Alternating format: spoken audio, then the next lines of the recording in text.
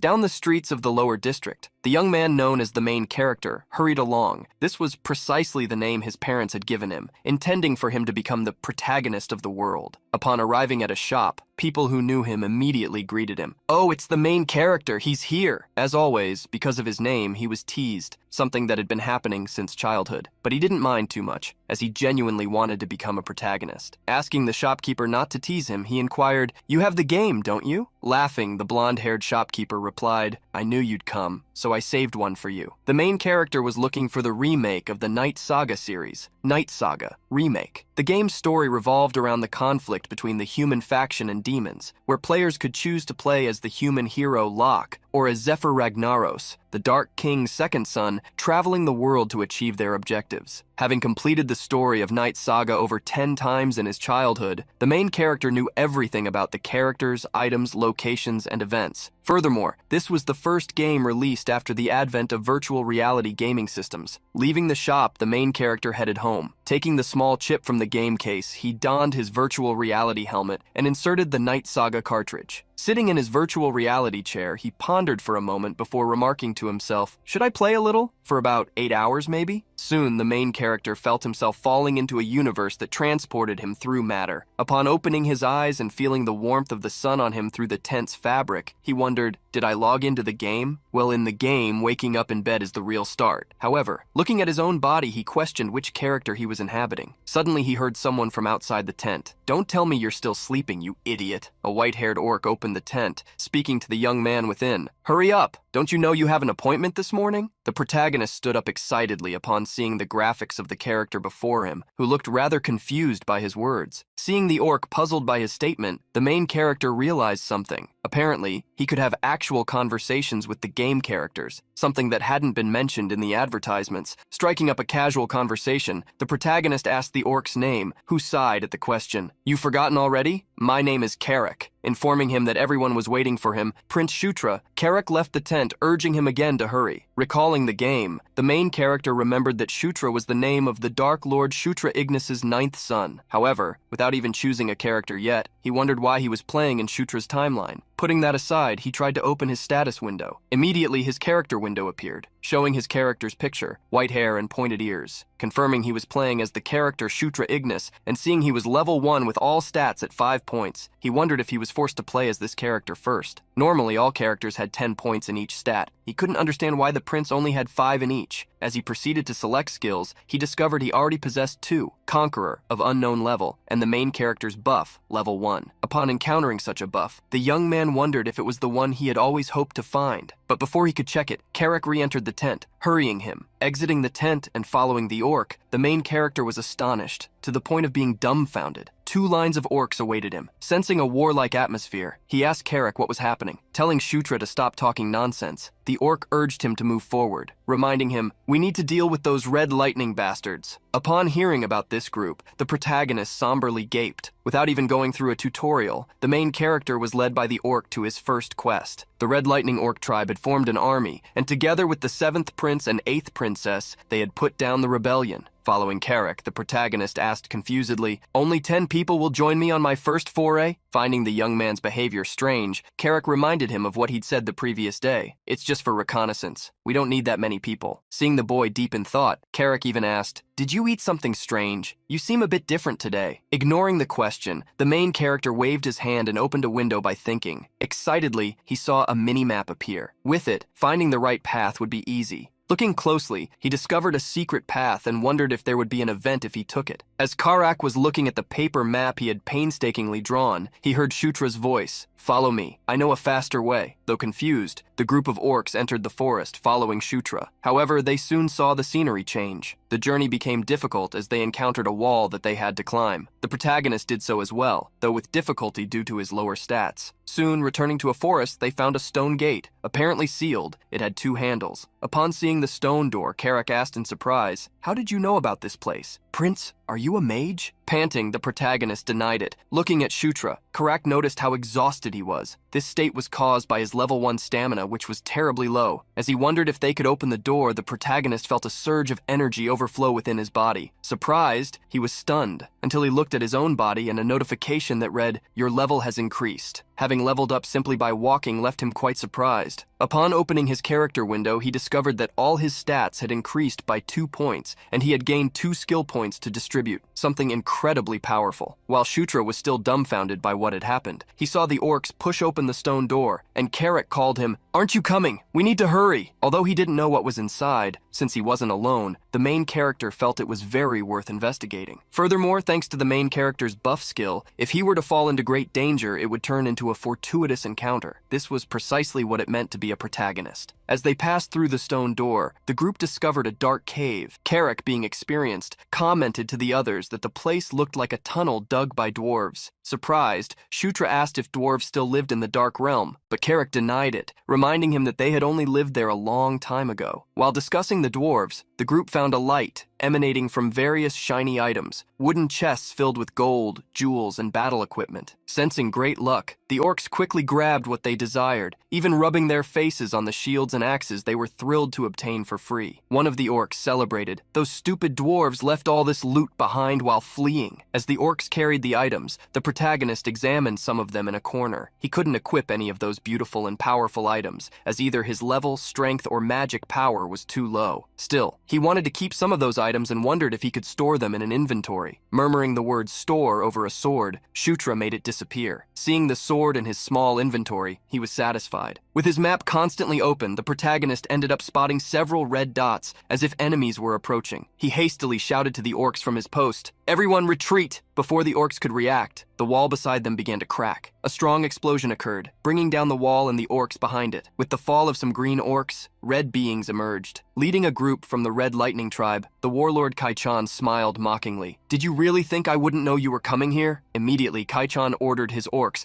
"Attack them!" Prepared for battle, the Red Lightning orc tribe gained the upper hand, striking their adversaries with their sharp swords. With superior agility, they penetrated the enemy formation, attacking while laughing with excitement. The protagonist, behind the group of orcs, was dumbfounded. However, with some animation, he wondered if he should at least land a few finishing blows to gain some experience points. One of the orcs accompanying him cornered a red orc right in front of him. Raising his sword, Shutra attacked, but the sword shattered upon hitting the Red Lightning tribe member's limb. Seeing the broken sword, the protagonist's eyes nearly popped out in disbelief. The orc that was struck turned, glaring at him fiercely. Being pursued, Shutra ran for his life desperately. However, in the midst of his run, he tripped over a stone. Like a ripe fruit, he fell to the ground. Unexpectedly, his health points dropped completely, leaving only 1 point out of 15 total. At the same time, the red orc approached, ready to deliver the finishing blow. Trying to shield himself, Shutra cried out in fear, closing his eyes simultaneously. However, upon opening his eyes again, he saw Carrick protecting him. Carrick hastily reminded him, "What are you doing, Prince? You need to dodge." The protagonist was surprised by Carrick, but watched him fight bravely against the Red Lightning tribe member. Seeing his own hands tremble, the protagonist tried to remind himself that this was just a game. Unable to bear being there any longer due to the mental pressure, he opened the menu. It was so terrifying that he was afraid to continue playing. However, upon opening the menu, which contained character information, along with many other options like equipment, stat windows, inventories, and skills, he couldn't find an option to exit the game. It was then that he realized, "No way, I'm trapped here now?" Terrified, he fell to the ground. As battles unfolded on both sides of the cave, the main orc of the Red Lightning tribe, Kai-chan, approached. Raising his fearsome staff, he cast a spell to make stones rise. Brandishing the staff, Kai-chan launched the stones towards Shutra, making them fly rapidly. Grinding his teeth, the protagonist feared meeting his end at that moment. However, he couldn't dodge, and the stones struck him. Shutra was thrown against a wall by the force of the impact, shattering it with his body. Feeling intense pain, the protagonist gasped for breath. With his vision fading, he saw Kai-chan charge towards him once more. The red orc raised his staff, launching another attack, which he couldn't even see before his health points dropped to 0. Upon opening his eyes again, the main character found himself in a dark, completely flat place. Looking around, he could see nothing. It was then, remembering what had happened, that he gritted his teeth in fear. "Don't tell me this is the afterlife!" Suddenly, a flash of light blinded him, and as the light appeared, a sweet voice was heard. "You are a being of destiny in this place. Advance and conquer, then make them submit and rule." A beautiful woman with golden hair extended her hand towards Shutra, commanding him. As the protagonist was still trying to understand what was happening, the flash of light blinded him once more. Thus, that person disappeared. In the cave, the battle between the green and red orcs grew more intense with each passing minute. However, the red orcs, with their agility advantage due to their smaller size, managed to outmaneuver the other orcs with swift movements, attacking them from behind, above, or from angles they couldn't anticipate. Seeing the superiority in battle being established, Kaichan smirked maliciously. He mocked Carrick and the others. "To think you'd come here with so few people. I can't tell if you're ignorant or just stupid," he bellowed to his men. "No need to waste any more time. Finish them all." It was at this very moment that a young man stood up after enduring 2 attacks. Around him, an energy of light surged, catching Kaichan's attention, who mused to himself, "What is this? Some kind of awakening?" Surprised, Kaichan watched Shutra rise even after his attacks. The protagonist had acquired the psychokinesis ability. Confused by the notification, he wondered when he had obtained it. It was then that he noticed something upon opening his status window. He had gained an auxiliary class, Conquest Knight. Seeing Shutra still alive, Kaichan roared, changing his tribe's plans. "What are you doing? Attack this bastard right now!" Carrick gritted his teeth, witnessing the prince in danger. As the red orcs charged towards the prince, Carrick and his companions stepped in front of them, shouting, "Protect the prince! Do not let him get hurt!" Surprised, the protagonist saw the clash intensify once more, with him at the center of the 2 tribes' dispute. While wondering what to do, he looked at his character information. He had never seen a class called Conquest Knight in Knight Saga. He wondered why it had appeared now. Regardless of the reason, he sprang into action,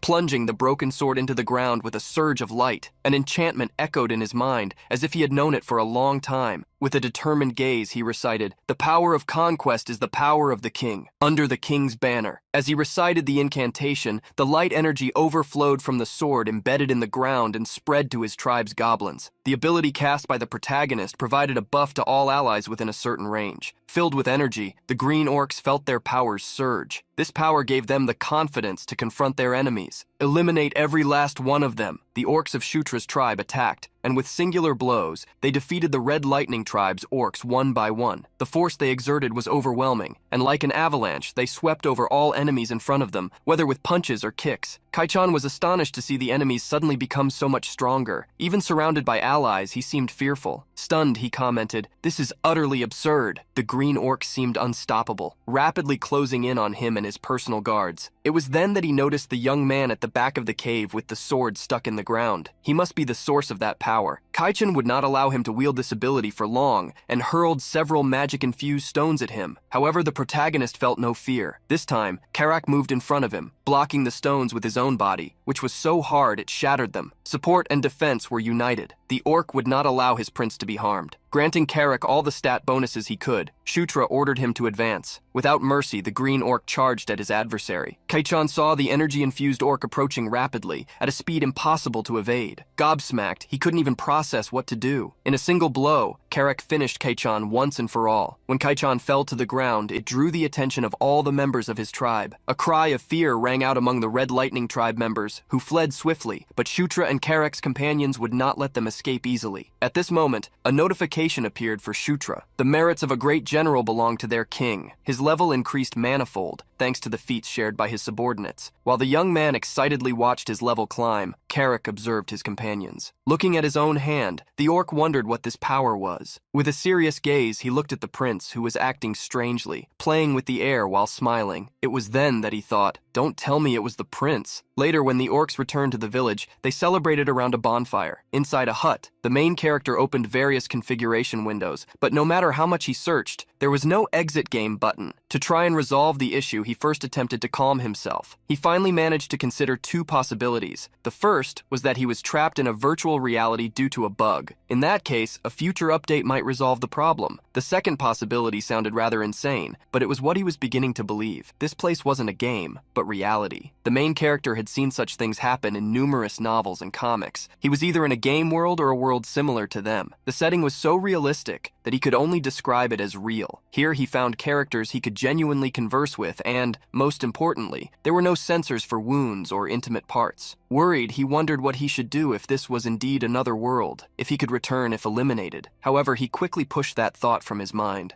Looking at his own body, he was glad he wasn't an orc or an ogre, and being a prince, he believed he would be raised in the lap of luxury. While he was still calming himself, the protagonist heard someone call him. It was Carrick. When they went to an isolated spot, Carrick suggested they spar. As the prince seemed confused, the orc explained, "You are the prince and the commander I must serve, so wouldn't it be beneficial for your future if I knew your swordsmanship level?" While he was still considering whether to accept the duel, Carrick tossed him a wooden sword. Warning that he would go easy, Carrick told him not to worry. Jokingly, the protagonist chided him. "Look at this guy. Is this how you talk to your prince?" Shutra took the initiative, charging at Carrick while ordering him, "If you're going to fight, do it properly." The orc watched the young man approach intently, but when Shutra's attack landed, both noticed something strange. Testing again, the protagonist struck Carrick multiple times with the wooden sword, but not a single scratch appeared. The orc felt as if an egg were being thrown against a solid rock. Testing his prince, Carrick countered with a single sword swing and unbelievably sent Shutra flying. The protagonist fell to the ground, sitting up shortly after. Concerned, Carrick asked if he was all right. Despite complaining to the orc, the protagonist gained significantly from the spar. He acquired the basic swordsmanship level 1 skill. Seeing the skill acquisition notification, he was surprised, wondering how it had happened. However, on second thought, he remembered something similar occurring earlier when he was hit by Kaichan's psychokinesis. He felt as though he learned skills by experiencing them, by receiving direct attacks. Karak intended to end the spar, but Shutra interrupted him. "You bastard, who said it's over?" The young man stood up, gripping the sword firmly and smiled bravely. "I'm just getting started." This time, Shutra advanced with confidence, holding the sword by his side. Carrick was surprised by the attack. When he tried to defend himself, he felt a greater force than expected. In their brief exchange, he observed that the boy's movements had definitely improved. He wondered why the boy had seemed so poor before, and if he had suddenly gotten better. Testing the waters, Carrick swung his sword from bottom to top. An attack the protagonist dodged by leaping back, not being hit in these last exchanges. A confident smile appeared on Shutra's face. "How was that? Can you handle it now?" Changing the subject abruptly, the protagonist asked Carrick what level he was. Thinking for a moment, the orc revealed that he was level 21 the last time he checked. With a few things in mind, the protagonist opened his own status window. Being level 7, he found himself somehow able to withstand the orc's attacks. It had to be said that everyone in this world possessed levels, but unlike the protagonist, they couldn't check them in a status window or anything similar. They needed to use an ability called level measurement magic to find out such information. In short, being able to see detailed statuses and strengthen them with additional points upon leveling up was a huge advantage. Using this advantage, Shutra advanced against Carrick once more. Excitedly, he exchanged sword blows with the orc. Being able to grow stronger was thrilling, and knowing he could reach far beyond anyone else was even more motivating. In the game Night Saga, the Dark Realm's storyline revolved around the protagonist Zephyr becoming the Dark King to defeat his rival brothers. Many episodes occurred until the game's end, but the most important among them was the forced event of the Hunt Day. This event, which happened every 517 years in the Dark Realm, was the main event where Zephyr dealt with all his brothers at once to achieve his purpose. Zephyr's brothers also included Shutra Ignis, the prince whose body the main character had taken possession of. Currently, it was the year 512, so there was still some time until the year 517. The protagonist's goal would be to prevent this event within the remaining time, no matter what. The best scenario for him would be to become stronger than Zephyr, but that might be quite difficult. As the protagonist pondered, sitting in the forest, Carrick approached. "Prince, what are you doing here? I've been looking for you for hours." Surprised, the protagonist asked if something was wrong. Carrick frowned in confusion. "What do you mean something wrong? Did you forget about today's appointments?" Confused, the main character heard Carrick state that everyone was waiting for him. Some flags were hoisted within the orc village. Sitting at a table for tea, Shutra forced a smile. Looking at the pair in front of him, he commented, "You guys really came early." On the left sat a girl with dark purplish hair sipping tea, while next to her was a muscular man like an orc with hair as blonde as a lion's mane. That man, the 7th Prince Chris Moonlight, said upon hearing Shutra's manner of speaking, "Speak comfortably. We are siblings, aren't we?" The young lady beside him, the 8th Princess, Caitlin Moonlight, also said, "Brother, this is still our first time meeting in person." Even so, Chris still acted friendly. "It's all right. Just call us brother and sister comfortably." These two siblings were born from the 4th queen, Elaine Moonlight, the queen of the lycanthropes. They were the ones the main character had the most difficulty facing when playing Night Saga. However, Chris and Caitlin were eliminated a year before the Hunt Day, at the hands of Zephyr and the other sons of the Dark King. The reason was the secret behind Caitlin Moonlight's birth. She was not the Dark King's daughter, but an illegitimate one. Breaking the main character's chain of memories, Caitlin woke him up asking, "Why did you fight them them and not follow the plan as I told you. Hurriedly, the protagonist tried to state that he didn't know they would emerge out of nowhere. Shutra was surprised when the young lady stood up, walking towards him. Checking the boy's body, she wanted to see if he was injured anywhere. Annoyed by the concern, she warned him, "You're the weakest of the brothers, be more careful." Surprised to see her worrying about him, the protagonist wondered if the Dark King's children could get along so well. When Caitlin sat beside him again, Chris said, "Next time you do something so dangerous, you'll be grounded." Nodding at Chris's concern, the protagonist wondered if these two weren't too nice. Looking at the two, he tried to recall what he knew about the game. Thanks to their overflowing vitality, lycanthropes had many aura users. The main character wondered if he could use aura if he used the same method he used to learn swordsmanship from Carrick. He broke the silence for the first time, stating he had a favor to ask Chris. With shining eyes, he pleaded, "Can you hit me with aura?" Chris was shocked by the request, while Caitlin was disappointed in her little brother. A cry of surprise echoed from both within the tent. In an unknown place in the mountains, sounds of battles could be heard at sunset. Various orcs were being flung upwards, while powerful explosions occurred. Orcs from the Red Lightning tribe and Green Orcs fought, filling the battlefield with atrocious acts. A large red orc charged fiercely, even taking down members of his own clan. Various orcs from the Red Lightning tribe pursued him, but furiously he turned, finishing them off as well. The crazed red orc's arm was struck by one of the Red Lightning tribe's orcs. However, feeling no pain, he looked with an intimidating gaze at the one who dared to attack him. Before those eyes, the small orc with a fang necklace feared for his life. The next instant, the large orc punched the ground, causing an earthquake that sent everyone flying. Enraged, he bellowed, "Leave no one alive. I will reward whoever defeats the most enemies." The green orcs heeded the call, charging furiously. Like a green avalanche, they decimated the battlefield. At the same time, Shutra's body appeared in the same empty dark space as before. He once again encountered that woman he had seen earlier. However, this time there were other people there as well. A knight with fiery hair, a shadowy being in a black cloak, and a man in a mantle in the darkness. All seemed like characters who hadn't been released in Night Saga. As he wondered what was happening, the silver-haired woman approached him. A great light fell upon the protagonist, blinding him once more. When he awoke, he felt the sunlight on his face and a soft bed beneath him. Confused, he sat up, wondering if he had been dreaming inside a game. Startling him, Carrick appeared beside him, questioning, "You're awake." With the fright, the protagonist yelled at the top of his lungs. He irritably thrashed on the bed, complaining. Seeing him so agitated, Carrick praised how well he looked. The orc was still confused. "Why did you ask the princess to hit you so heavily? I figured this would happen after you begged her to hit you, even against her will." Glancing sideways at the boy, Carrick noticed something. Around Shutra, a faint energy overflowed like a mist. Looking at that energy and the notification that appeared, the protagonist discovered he had acquired aura. Carrick, dumbfounded, asked, "If you get hit by aura, you can acquire it?" Answering mysteriously, the protagonist stated that he was partially correct. The orc also asked if he had been the cause of what happened in the cave, impressed to learn the truth. Changing the subject, the protagonist asked if anything had happened while he was asleep. Orc Carrick revealed to Shutra that the main forces of the tribe had achieved victory against the Red Lightning tribe. Surprised, Shutra asked, "Main force? It was just the three of us, me, Chris, and Caitlin, who came to suppress the Red Lightning tribe." Carrick emphatically denied it, reminding him that the Red Lightning tribe wasn't small. Curious, Shutra asked who was in charge of the main force. Carrick revealed the truth. The ogre known as a one-man army, General Bandal. Upon hearing Bandal's name, Shutra almost jumped out of bed. General Bandal, as his appearance suggested, was one of the strong and irrational ones. Because of this, he was the subordinate the main character used most when playing as Zephyr. Suddenly, he realized something. This could be a great opportunity. Bandal wouldn't become Zephyr's subordinate until the year 515, so he wasn't yet his subordinate. Licking his lips, the protagonist wondered if he could make Bandal his subordinate. Knowing everything about Bandal, from the gifts and food he liked to his special abilities, the main character knew the most important condition to attract him: defeat him in a one-on-one fight. Knowing all this, he figured he could manage to make Bandal his subordinate before Zephyr did. Having plenty of time until such a thing happened, the protagonist concluded that he still had leeway. Thus, he set his first objective, to make Bandal his subordinate. Sometime later, the protagonist met with his siblings at the Catral camp. They couldn't believe it when they saw him conjure an aura sphere, mastering the basic aura emission technique in a single day. Having placed all his points into aura, Shutra happily watched the results appear. However, distributing points into aura wasn't reckless. Aura increased all physical abilities equally, so on average it was more efficient to level it up than to focus on psychokinesis. Still gaping, Chris muttered, "Could this be possible because he's a Gandharva?" Curious, Chris asked if Shutra could also map out the tunnels. Despite not having a skill for it, he possessed the minimap. so he confidently replied, "That's simple. Can you lend me some paper and a pen?" Some time passed, and the trio entered one of the tents. On the table, Shutra laid out a map of the entire region with the various tunnels. Impressed, Chris exclaimed, "No way, this is even more detailed than the maps I have." Excitedly, he placed his hand on his brother's shoulder, praising him as a genius. Since the Red Lightning tribe had been eliminated, Caitlin commented to her siblings that the others didn't know they had knowledge of the tunnels. Chris understood what his sister meant. They could use the tunnels to catch the rest of the enemies off guard. Thus, the sibling duo asked Shutra for one more thing. The protagonist once again went to the forest. Alongside Shutra, while guiding a few other orcs, Karaki asked, "Are we on another reconnaissance mission?" Shrugging, the protagonist stated he had no choice, as he couldn't disagree being the weakest of the siblings. Still, Karaki was relieved they had received reinforcements, all thanks to the merits they had obtained. Midway through their journey, some people interrupted Shutra's walk. He encountered none other than his sister Caitlin and another girl, both wearing hoods to conceal their identities. Surprised, he asked why Caitlin was wearing a hood. Hastily, she told him to be quiet. Concerned, she revealed, "We'll follow them in secret because we don't know what might happen, but I'll only step in if something truly dangerous occurs, as the merits need to go to you, Shutra." Laughing shyly, the protagonist agreed. The young blonde girl accompanying Caitlin introduced herself. Her name was Sarah, a helper. Having greeted each other, Caitlin let Shutra continue the reconnaissance mission, advancing through the forest. Soon, Shutra and his group arrived at the cave where they had encountered the Red Lightning tribe orcs the previous day. Silently, they entered the cave, with Caitlin and Saira accompanying them. Upon reaching halls they hadn't explored before, they discovered the chests and boxes were empty. Karaki commented, to Shutra's surprise, that the dwarves must have taken everything when they moved out. Confused, he inquired about the swords they had seen earlier. The only conclusion Karaki could reach was that the swords and axes weren't valuable to the dwarves, who could make more. Little by little, they reached other chambers, and soon Karaki noticed something, commenting to his prince, "I think something's coming our way." Having heard a sound, Shutra shared the same opinion. Opening the mini-map, the protagonist discovered a horde of enemies approaching, alerting the group. Immediately, he opened his inventory, where he found a potion. Shutra had already anticipated they might encounter someone, so he had prepared a light magic item in advance. Grabbing the potion, he warned Karaki, "When I give the signal, have everyone close their eyes." Despite being confused, the orc nodded. The duo looked towards the end of the corridor they were in and saw an endless darkness. However, soon, countless eyes appeared. They weren't enemy orcs, but stone spiders advancing in a swarm to attack the intruders. These monsters, familiar to the protagonist, moved in groups and possessed a potent, paralyzing venom. Seeing the spiders, the protagonist shouted,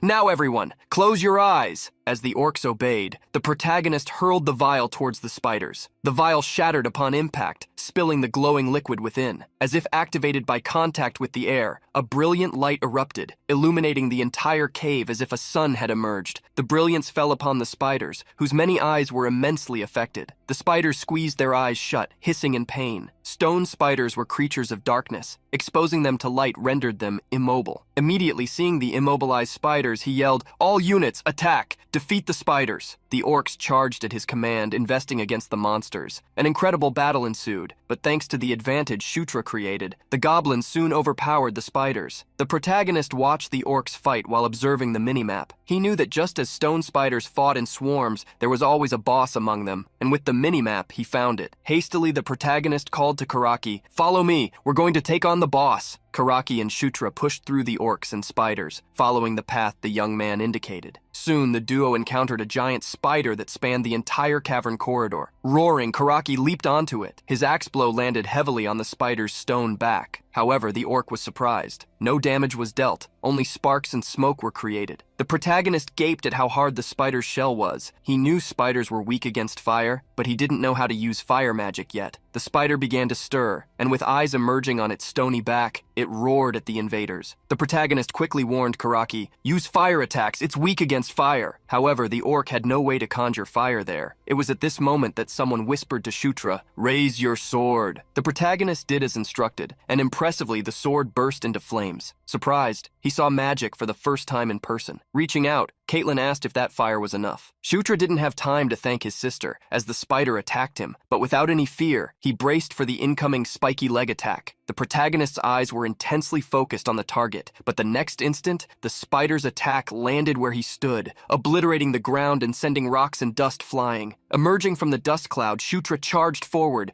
wielding the flaming sword. Brandishing the sword in angled slashes, he struck between the spider's eyes, leaving a trail of fire as he arrogantly passed it. The flame attack incinerated the monster. As the giant spider was defeated, the protagonist watched from the side. Little by little, it turned to charcoal, while the experience point blessing transferred to him. A glow appeared around Shutra, evolving his level. Upon opening the status window, the protagonist discovered he had reached level 9, something that happened quite quickly. Caitlin asked if he was all right, as she had seen a light. Explaining that the light was like a blessing, the young man asked his sister not to worry about him. Confused, she asked if he received a blessing from Gandharva. To avoid raising suspicions or needing to create detailed explanations, he decided to simply agree with her thoughts. Caitlin was also confused about something and asked how he had fought so well against the spider, as if he had faced one before. Scratching the back of his neck, the protagonist laughed sheepishly, stating he had read about it in a book. Obviously, he wasn't going to say he fought the stone spider while playing the game they were in. Interrupting the siblings' conversation, Karaki called the prince to show him something. Shutra looked where Karaki was pointing and found a metal door in the middle of a stone wall. The group approached the iron door and opened it, releasing a chilling air. Only Shutra, Karaki, Caitlin, and her assistant Sarah entered the hall. With a surprised look, the protagonist stared at what was inside. In the center of the round hall was a magic circle with what appeared to be a portal. Karaki grew curious upon hearing his prince comment on what was in the center of the hall and asked, "Do you know what this is?" Hastily denying it, he thought for a moment before replying that he had only made a guess. Although not entirely certain, the protagonist believed the drawn patterns looked like they were made in the style of dwarves. The protagonist had never seen a dwarf while playing as Zephyr, but he had encountered them a few times while playing as the hero. Thinking that the portal worked by infusing magic into it, the protagonist approached the crystal ball glowing atop a stone pedestal. Analyzing the crystal ball, he confidently stated to Caitlin, "Sister, I think this might be a portal." Caitlin was confused by her brother's words, but Sarah corroborated. "Looking at these patterns, it seems the prince's words are correct." Trusting Sarah, Caitlin asked if they could tell where the portal connected. Sarah didn't know yet, but believed there were inscriptions somewhere nearby giving hints. Soon, Karaki found a panel on the wall. "Prince, there are some figures here that seem to have letters." Curious, Caitlin and Shutra approached. The writing didn't look like the language of the Dark Kingdom, so the group believed it was in the Dwarven tongue. Karaki asked young Caitlin if she could read what was written, but she hastily denied it. Caitlin asked her assistant Sarah, but she also denied it sadly. However, someone among them read what was written. Zishuka Mountains, Portal 2. Apparently it says here it's connected to Portal 3. Surprised, everyone looked at Shutra. The protagonist was confused, wondering aloud how he could read the Dwarven alphabet. He had obtained the passive skill Dwarven script just by seeing the writing on the wall, surprising him. Karaki asked the prince if he could indeed read it, and it seemed so even to him. While Caitlin asked her brother when he had learned the Dwarven language, Sarah asked what was below the portal's destination. With his hand on his chin, Shutra stated he thought the portal activated by infusing magic into the crystal. The protagonist asked if his sister could put some magic into the crystal, but she wanted to leave the mission to him. "Me? Why? Do it yourself." However, claiming to still be clumsy with magic, he refused. In the end, Caitlin agreed to use her magic and touch the crystal in the center of the hall. The crystal glowed intensely, even more than before, illuminating the entire room. As the light intensified, a three-dimensional hologram appeared. The group quickly recognized the location before them, the Zishuka Mountains. There was a glowing point on the lines tracing the mountain, likely the location where they were. Another glowing point appeared to be the other portal connected to the one they were at. The group soon imagined that a dwarven hideout was there. Karaki thought this was a good thing, as the main force of the Red Lightning tribe was in front of those mountains. Shutra gave a thumbs up, agreeing. If they went to the other portal, they could attack the Red Orcs from behind. However, as Caitlin wanted to discuss the details with their other brother Chris, they decided to end the expedition there and return. When they returned to the Orc village and told Chris what they had found, he shouted in surprise, "To think there was a portal in that place! Shutra, you are truly a lucky charm." Laughing heartily, he gave his brother a few hearty slaps on the shoulder. Excitedly, Chris stated that if there was anything Shutra wanted, he just had to ask, as he would give him anything within reach. Shutra was impressed by the offer, but Chris, as captain and elder brother, wanted to reward him. Hearing Chris say not to refuse the offer, or he would be disappointed, the protagonist gave a restrained smile. He then asked, would it be all right even if it was a rather irrational matter? Chris became even more curious to know what he was going to ask upon hearing his question. Restrained, the protagonist asked, could you teach me the divine beast fist? The request was so unexpected and irrational that Chris felt his world crumbling. Since he couldn't use weapons because his level was too low, the protagonist thought it would be different with skills. The divine beast fist was a powerful martial art of fists and steps, passed down from generation to generation in the royal family of lycanthropes. Simply put, it was an S-rank martial art. As it was an irrational request, he knew there was nothing he could do if Chris refused. Crossing his arms, he shook his head. I think I'm asking too much, right? It's okay. I expected this from the start. However, unexpectedly, Chris replied to make him happy. Very well, I will teach you. However, Chris warned, I won't be able to teach the secrets of the technique. The protagonist became excited, but Chris changed his statement. I will teach you the aura, instead of the secrets. When asked if this would be a sufficient gift, he saw Shutra fall silent. Seeing him quiet, Chris thought his brother hadn't liked it, but Shutra quickly shook his hands, denying it. No,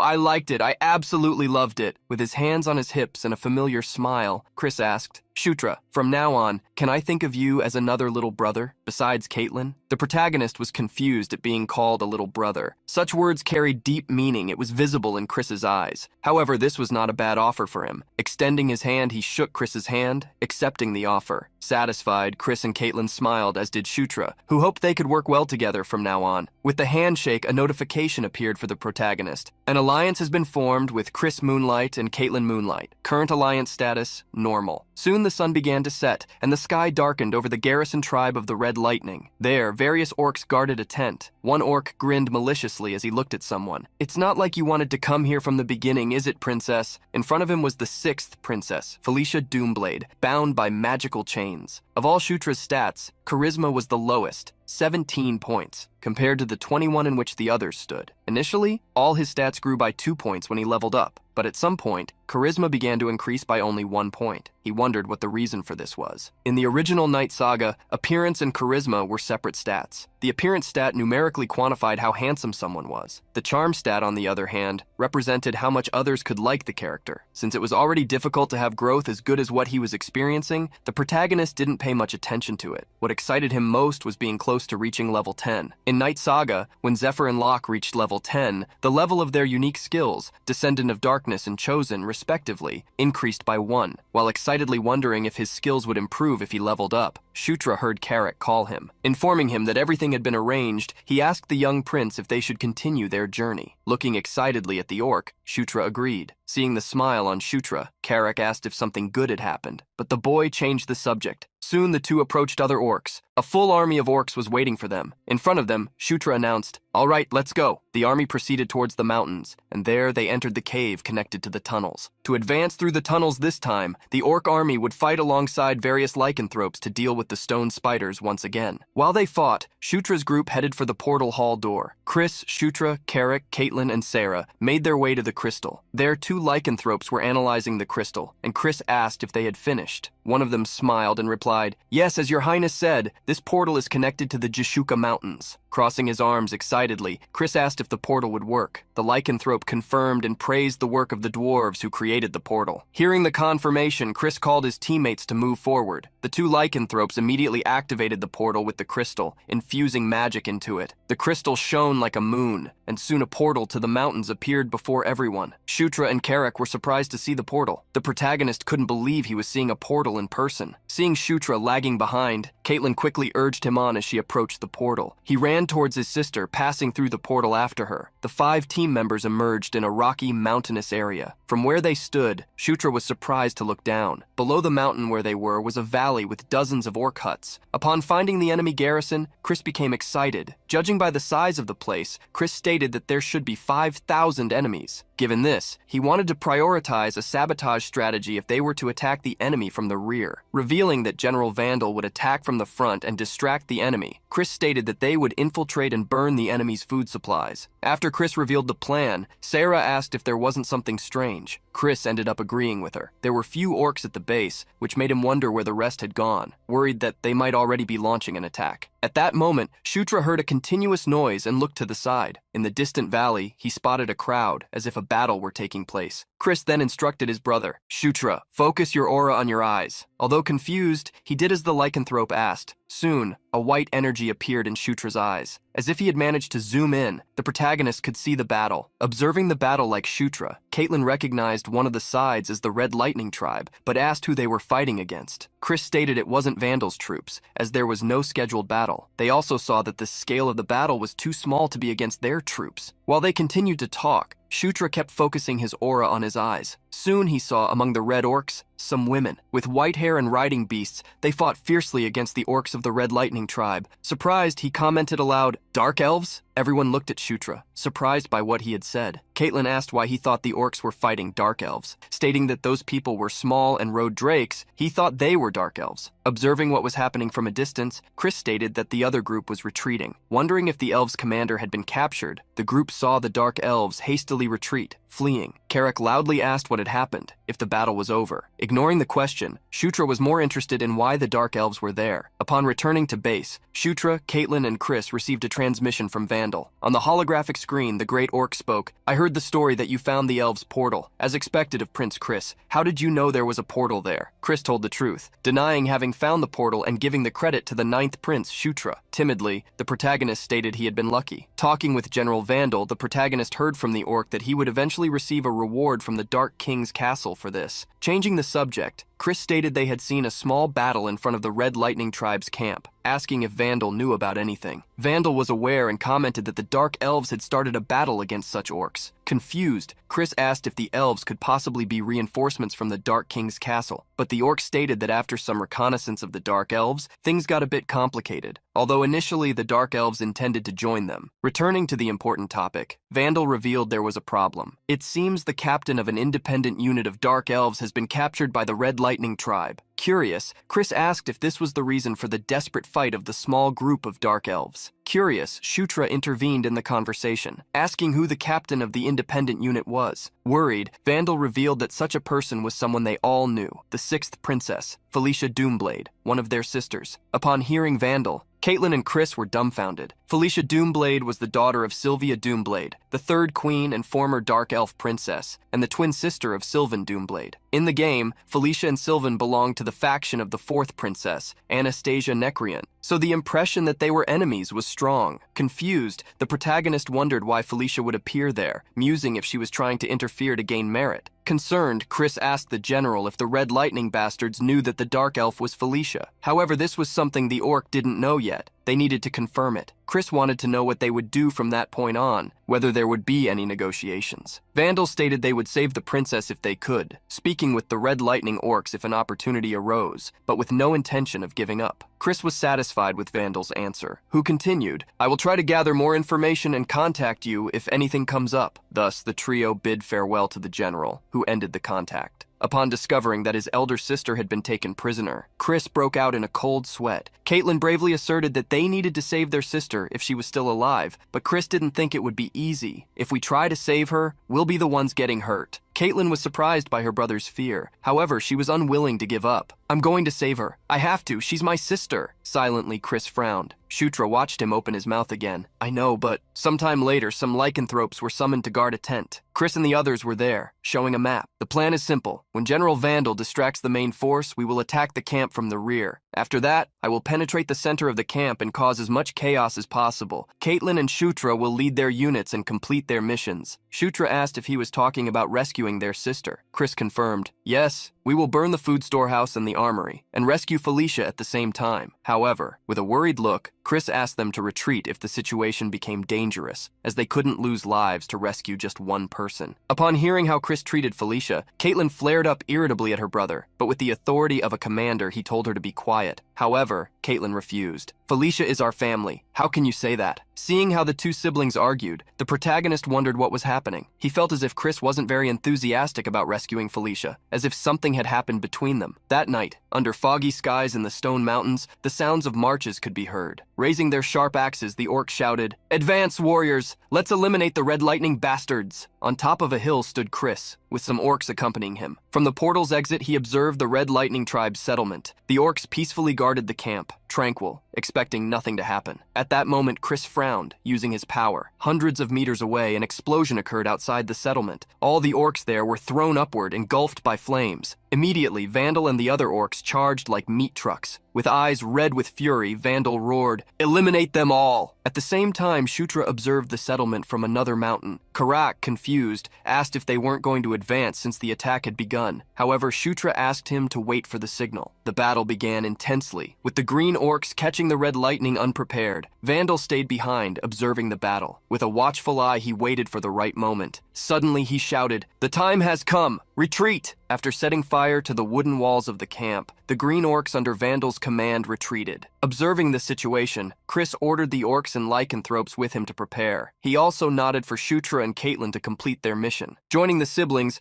Chris advanced with the entire army towards the rear of the Red Lightning tribe. Needing to deal with the burning base, the Red Lightning orcs were dumbfounded to see a new attack. Orcs and lycanthropes attacked, launching punches like stone hammers, destroying and demolishing everything in their path. Accompanying his younger brother, Caitlin pleaded, "Shutra, be careful." Heeding his sister's request, the protagonist opened the minimap. He immediately commanded Carrick and the orcs ahead of him, "Go left. Run straight ahead and you'll reach the storehouse." Carrick led the charge, bellowing, "Eliminate them all!" Carrick was the first to strike the enemies, brandishing his weapon over a red lightning orc. A red orc as large as Carrick attacked him, clenching his fist for a punch. Caught by surprise, a look of fear appeared on Carrick's face. However, something thrown by Shutra flew and hit the orc who tried to attack him. The protagonist had used the throwing dagger skill, saving Carrick. Surprised, Carrick asked the prince when he had learned to throw daggers. Setting the question aside, Shutra advanced alongside Karak, urging him to move quickly. He hid the fact that he had only acquired this skill the previous night. Seeing a food storage ahead, Karak asked if they just needed to burn it. Before Shutra could order them to burn the storage, he wondered where Felicia was, fearing she might be caught in the flames. Therefore, he stated that they needed to find their sister first. Opening the minimap, he quickly scanned the area. To him, Felicia was recognized as a neutral character, so she would be marked as a blue or purple dot among the reds, who were the enemies. Soon, Shutra found something. Looking back, he directed Carrick in the direction he was pointing. The protagonist quickly entered a tent, looking around for Felicia. Soon he heard someone call his name. "Shutra?" Looking in the direction of the voice, he found a dark elf with white hair. Chained, the young woman was kneeling on the ground. Felicia Doomblade gasped upon seeing the young man. "Shutra, how did you get here?" The young woman with red eyes, pointed ears, and a braid holding back her loose hair was quite surprised to see him. However, asking her to leave the explanations for later, he rushed to the chains, trying to free her. Knowing it was dangerous there, he stated, "We need to get out of here as fast as possible." Shutra didn't just want to save Felicia. He wanted to make her favorable towards him. His plan seemed to be working, as Felicia was already looking at him with surprise and interest. Managing to get her out of the tent by unchaining her, Shutra asked her to follow him. "Let's go meet brother Chris and sister Caitlin." Surprised, Felicia asked if the two had really come there to rescue her. Confused, Shutra wondered why she was asking such an obvious question, and, with doubt, asked if there was perhaps a reason why they wouldn't want to save her. Stammering, Felicia changed the subject. Just as Felicia was about to talk about the power struggle within the family, Carrick shouted, "Prince, they're coming back!" Rushing towards Carrick, Shutra asked her to follow him. Agreeing with him, Felicia asked with a raised eyebrow, "Since when did you start calling me sister?" Looking at Shutra's back, Felicia was startled to see something flying towards him. "Shutra, behind you!" Hearing Felicia, the protagonist looked back, but he couldn't dodge the attack. The light pierced his body before he could even do anything. A wet cough escaped Shutra's mouth, as did excruciating pain. An explosion occurred around the protagonist and a fireball appeared. Before Carrick and Felicia, Shutra vanished amidst the flames. Speechless, Felicia stammered, Shutra!" In this moment of stupor, a red orc attacked Felicia. The young woman moved quickly despite her irritation. However, out of the corner of her eye, she noticed something amidst the flames. Something exploded, hitting the orc that tried to attack her, leaving her wide-eyed. Seeing the silhouette through the smoke, Felicia couldn't believe her eyes. Shutra walked into view and, with his acquired skill, mana control, and fire bow, created a bow that shot flaming arrows, the very ones that had hit him. Looking in one direction, Shutra pulled the fire bowstring, launching several arrows at the red orcs in front of him. With a smile on his face, the protagonist seized the opportunity he'd never had before. On a battlefield, he used his newly acquired skill to eliminate enemies, unleashing a volley of arrows. Upon hitting the red orcs, the fire arrows exploded, using real magic for the first time. He didn't tire, pulling the fire bow to launch arrows continuously. Even the level 1 arrows were impressive as they hit their targets, bringing happiness to the young player. Suddenly, Shutra was startled when something fell behind him. Looking closely, he realized that what had fallen near him was an ice attack. An archer mage from the Red Lightning tribe had shot an ice arrow. Looking at the archer, Shutra realized he was trying to aim at Felicia, who was running towards him, worried. However, unexpectedly, Shutra pushed her away. "Don't come near me!" As she was pushed, Felicia showed a confused expression, but then she saw a rain of ice arrows fall upon Shutra before her. With eyes that gleamed with longing,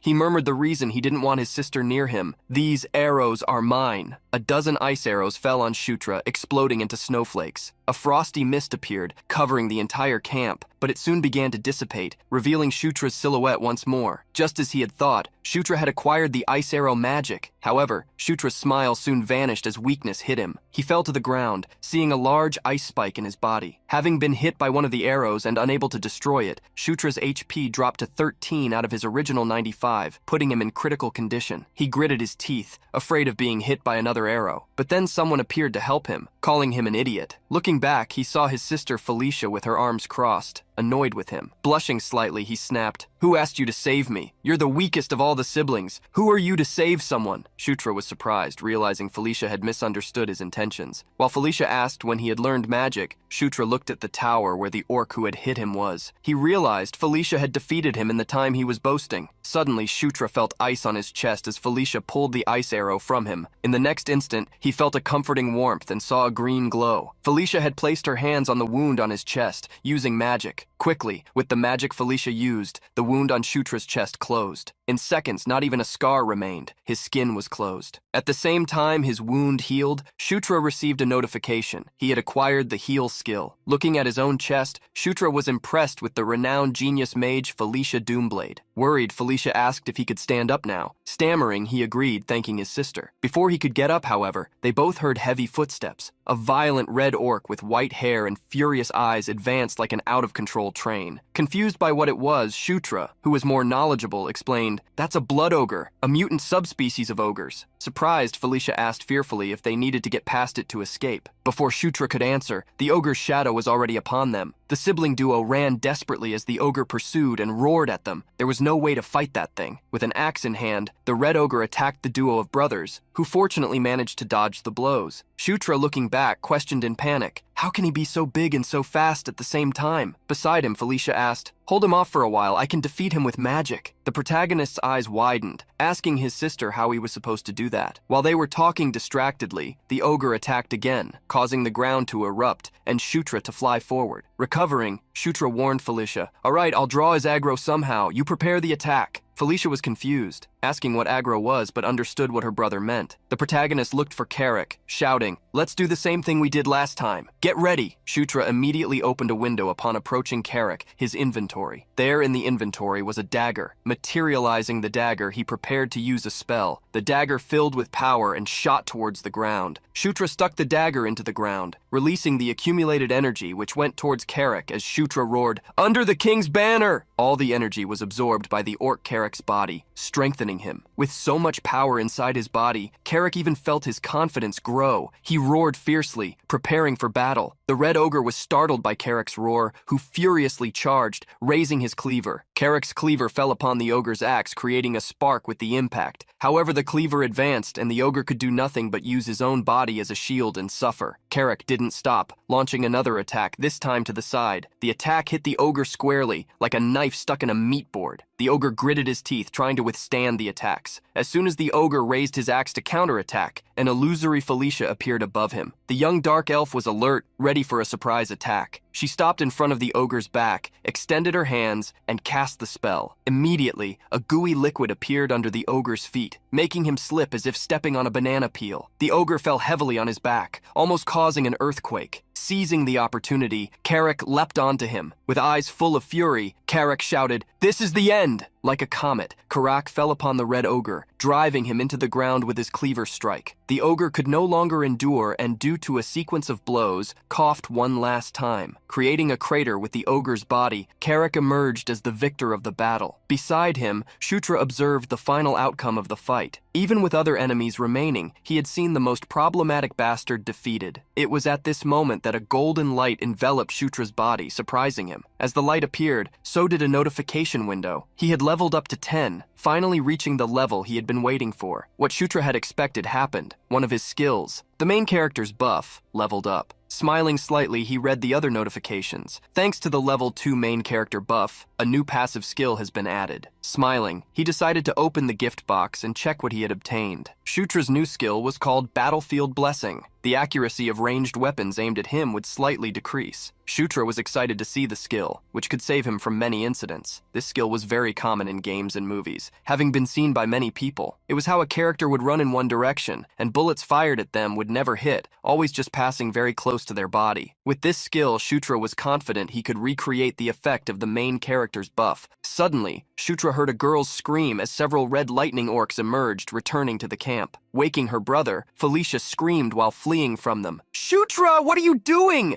The enemies are coming!" To distract the orcs, Felicia turned, gathering a large amount of wind around her. Pointing at the red orcs, she chanted, "Oh wind, spin and rage!" A tornado appeared at her command, tossing the orcs into the air. Even from a distance, feeling the power of the wind, Shutra was dumbfounded. What Felicia had displayed seemed like magic, but it wasn't magic itself. He quickly figured it out by looking more closely at the various spiritual butterflies in the wind. Those were spirits, definitely. Even though they were a species of corrupted elves, Felicia showed why they were still called elves. Extending her hands, the dark elf created a magic circle, showing her talent not only as a mage but as a spiritual summoner. With such power, she created a sphere of wind, trapping the orcs who still dared to pursue them. From the ground, watching his sister fly and use magic and wind spirits, Shutra blushed slightly, excitedly wondering if her attack could hit him. In the starless night, a burst of light surged across the sky. As the specks of light fell, the orcs looked up in surprise. Gazing at the sky, Carrick asked the prince if that was the fire signal. Shutra nodded, reminding Carrick that a yellow signal meant an order to retreat. Carrick was confused, asking why they would retreat. Shutra didn't know either. He wondered what was happening, fearing someone was in danger. Carrick immediately asked the prince to give them an order. Thus, Shutra did. "Carrick, gather the troops and retreat. I'm going to check on Caitlin." Carrick was confused by the prince's plan. "What do you mean? Then I'm going with you." However, Shutra refused, remembering there must be a reason for the retreat order, and asked Carrick to follow his command. As Carrick was worried, Felicia reassured him. "I'll go with Shutra." Adjusting her hair, she lightly commented, "I can't live with debts hanging over me, so I'd like a chance to repay you." Seeing how the young dark elf claimed to still have some business to attend to with the damned Red Lightning Tribe orcs, Carrick agreed. Bidding farewell and asking the prince to be careful, Carrick advised that he would wait for him at the top of the mountain. After saying goodbye to Carrick, Felicia accompanied Shutra, asking doubtfully, "Do you really need to go to where Caitlin is?" Shutra wanted to check on the situation because they didn't know why the retreat order had been given so suddenly. Felicia surmised, but couldn't believe Caitlin could have been captured. Hoping nothing had happened to Caitlin, Shutra stated they would all return together if she was all right. Looking at her brother, the young elf asked why he cared so much about Caitlin. Without batting an eye, Shutra replied, "Well, she's my sister, so of course I care." He just hid the fact that he was also worried because they had formed an alliance. Crossing her arms, Felicia analyzed the boy in silence. She murmured to herself what he had said. Of course he cares, doesn't he? In one area of the camp, there were some watchtowers and tents and a lot of smoke. Red lightning orcs were rushing about, but something was stopping them. Caitlin was running among them, hitting them one by one with her fists. Against another group of orcs, Caitlin extended her hand, launching fireballs that exploded on impact. However, the monsters kept coming, and they roared upon seeing the young woman. 2 red orcs advanced towards her, and she retreated, running backward. Using aura to conjure magic, she created an ice staff. Wielding the staff, she cut through the orcs, sending them flying. Shutra and Felicia, who had just arrived, were astonished to see Caitlin fighting and winning alone. Felicia smiled, mocking her little brother. "See? Just as I thought." He realized, rolling his eyes, that there was nothing he needed to worry about. Surprised to see her brother, Caitlin questioned why he was there instead of retreating. He ended up hastily replying, "I came to rescue you. I mean, to help you. But it seems I don't need to do anything. Noticing her brother's misunderstanding, Caitlin turned to look at him. However, Caitlin found a woman beside him. In the blink of an eye, Caitlin jumped onto Felicia, hugging her with immense affection. Felicia, thank heavens you're safe. Being hugged so fervently, Felicia looked away shyly. Of course I am. Honestly, you worried too much for nothing. Seeing how close the two were, Shutra was happy. Opening the region map, the protagonist observed the various red dots appearing. Warning the sisters that the enemies were returning, he stated they needed to retreat quickly. Asking Shutra to take the lead, the sisters stayed in the rear, delaying the enemy. Sometime later, several orcs were back in the teleportation hall. Soon, Shutra, Felicia, and Caitlin's group also passed through the portal back. Upon discovering that it was Shutra who had found the portal, Felicia crossed her arms, impressed. Caitlin reaffirmed what she had told her sister, stating that Shutra had made a great contribution to this expedition. Observing the boy talking to Carrick, Felicia quietly asked, "When did he change so much?" At that moment, Chris appeared, greeting everyone. "It seems you've returned safely." Excited to see her brother, Caitlin showed that they had rescued Felicia and brought her back safely. Coldly, Felicia greeted Caitlin's brother and her own brother. "It's been a while, Chris." He was silent for a moment, staring at her before replying, "It's been a while, Felicia." After some time, the siblings group gathered in a more secluded area of the cave. There, Chris revealed that the news reported that General Vandal's side had also won, and that Yakuzan had surrendered after seeing his own camp in flames. Confused, Shutra asked who Yakuzan was. Beside him, Caitlin revealed that was the name of the Red Lightning tribe leader, asking if he had forgotten. Joining the conversation, the elf Felicia asked if Yakuzan had surrendered, but Chris corrected her. Not exactly, he just fled somewhere else. If he gathers allies, he could still fight in some way. Having said that, Chris stated the next step. "Tomorrow, we will attack Kairam's forces, Kaichan's older brother. If they join Yakuzan, it will be a problem." Finishing what he had to say, Chris handed the floor to Felicia, asking how she had been captured. Felicia scratched her arm, answering embarrassed, "I was studying ruins in that area, so I heard about a battle, and on my way to try and help, I ended up being captured." Frowning, Chris asked if she was telling the truth. With a climate of animosity, Felicia retorted the question, "Why, don't you believe me?" The two fell silent, staring at each other. Sighing, Chris turned his back on his sister. "You've had a difficult day. Let's end it here." As Chris bid farewell to Caitlin and Shutra, Felicia lowered her head, watching him from behind. Orcs and werewolves gathered in the cave. Some slept, others cooked and ate together, while others tended to their wounds. On the other side, the main character observed all the skills acquired during the battle. Looking at them made him happy. However, the only one he could use in combat was his aura. As he tinkered with the skills, someone called him. Felicia, who had changed her clothes, entered the chamber where he was, asking if they could talk for a minute. When Shutra asked what she wanted to talk about, Felicia bit her lip slightly. She then walked up to him and, surprising him, pulled him by his shirt. The protagonist was surprised because, looking him in the eyes and with a soft voice, Felicia asked, "Do you want to take off your shirt?"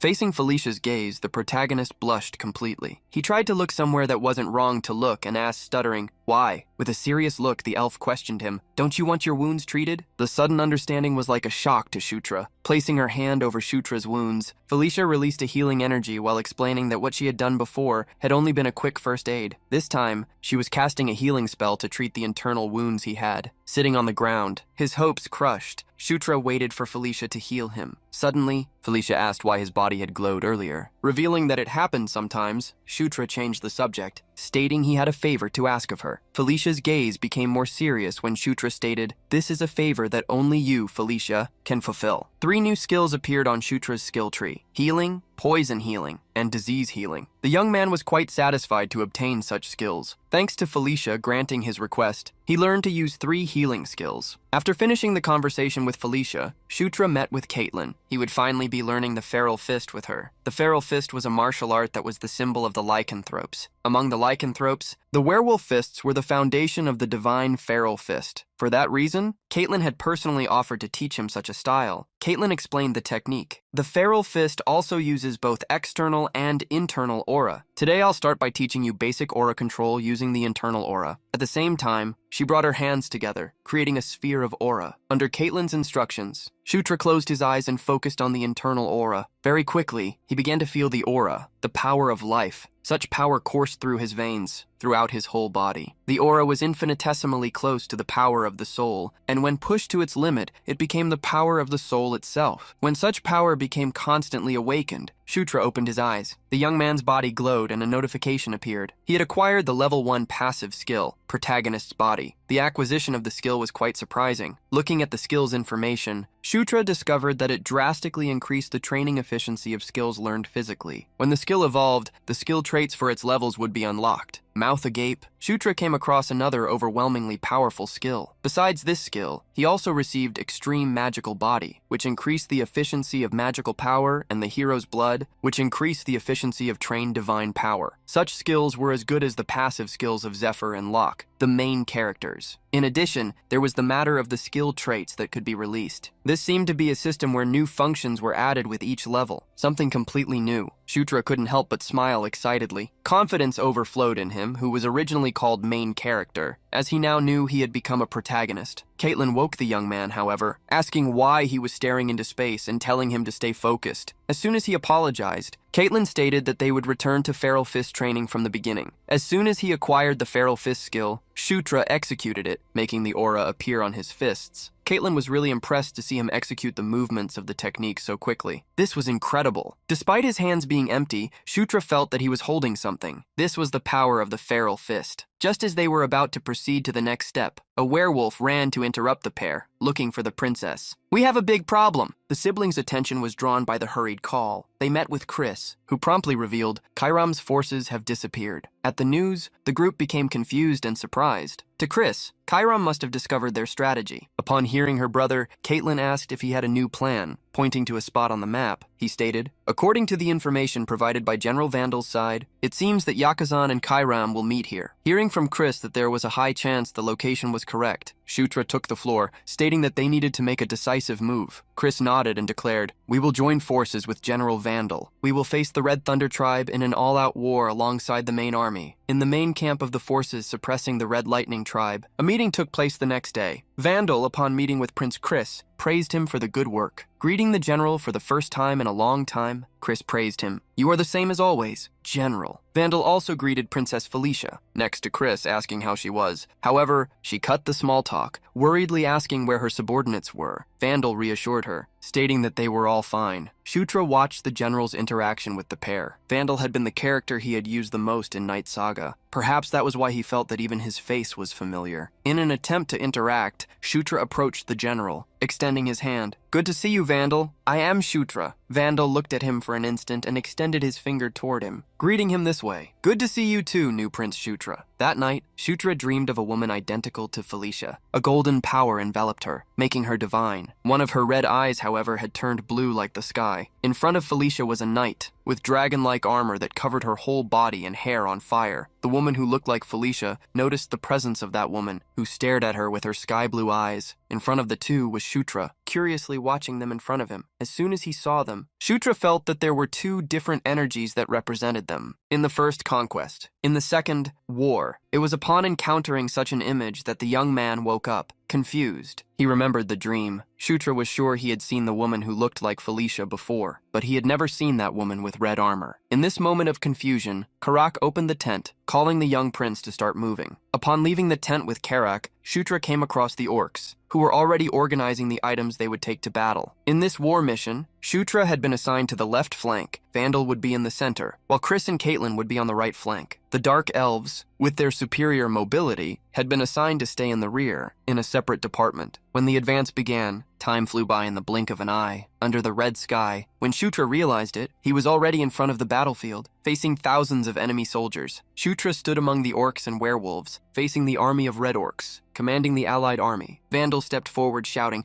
"Everyone, assume combat positions. Let's teach these bastards what it feels like to feel pain." The great red orc raised his axe, roaring, "All forces advance!" Under Vandal's command, green orcs and werewolves advanced furiously. The orcs of the Red Lightning tribe stood ready in front of their army, carrying axes and wooden shields, waiting for the clash. They smiled maliciously. Suddenly, in the middle of the red orc army, a large explosion occurred. Vandal looked back, dumbfounded, trying to understand what had happened. Vandal and the green orcs stopped as they came across something much bigger than them. There was a furious mammoth with volcanoes on its back in the Red Lightning army. Dumbfounded, Vandal recognized such a monster, the swamp mammoth. From the volcanoes on the mammoth's back, explosions occurred. It shot several explosive rocks that fell on the green orc army, exploding. The powerful and inevitable explosions threw the green orcs in all directions, causing a tremendous amount of damage. Shutra and Karak were shocked by the devastating situation. Dumbfounded, Shutra stated, "We were deceived. These bastards knew everything from the start." With several mammoths in their army, the Red Lightning tribe secured the upper hand in the battle. The swamp mammoths, as the name suggested, were monsters similar to mammoths, but their sizes could not be compared to normal monsters. In short, this was a true monster that honored its name. In front of this red monster with furious eyes, Shutra still did not despair. However, suddenly new enemies appeared. Lizardmen, with their sharp claws and long swords, emerged from behind the allied army. The green orcs looked back with frightened eyes. Shutra gritted his teeth upon seeing new enemies. The green orcs had to deal with the new enemies, who savagely caused chaos within the army, breaking their formation. A lizardman spared no effort and jumped toward Shutra, showing his sharp claws and fangs. However, Karak appeared at the last second. Attacking the lizard from behind, Karak promptly shouted to Shutra, "Pay attention! One wrong move and we will all be defeated here." The protagonist nodded, knowing he was right. He was not in a game. Chris used his fists to invade the Red Lightning orc army. Gritting his teeth, he cursed, "Damn it, don't tell me they already knew everything and prepared to play with us." Caitlin quickly approached her brother, stating that it might be better to retreat, to seek a new opportunity in the future. Chris couldn't believe she was suggesting such a thing. Making a mistake at such a moment would cause them to suffer great losses, possibly even being annihilated in battle. But Caitlin made him realize by reminding him that, at the rate the battle was going, only more casualties would happen. She firmly asked, "You need to make a decision. Now is the right time to retreat, brother." Even against his will, Chris bellowed, getting the attention of the troops. From the top of the hill where he was, he proclaimed, "Those who can use magic will stabilize a defensive line in the rear and buy as much time as possible. The rest will quickly form groups to retreat. Survive and return no matter what." In the center of a canyon was a village formed by the orcs. There, they were being healed by the dark elves who had joined the group under Felicia's command. Chris hit a table, blaming himself. "I was too complacent. I should have been suspicious,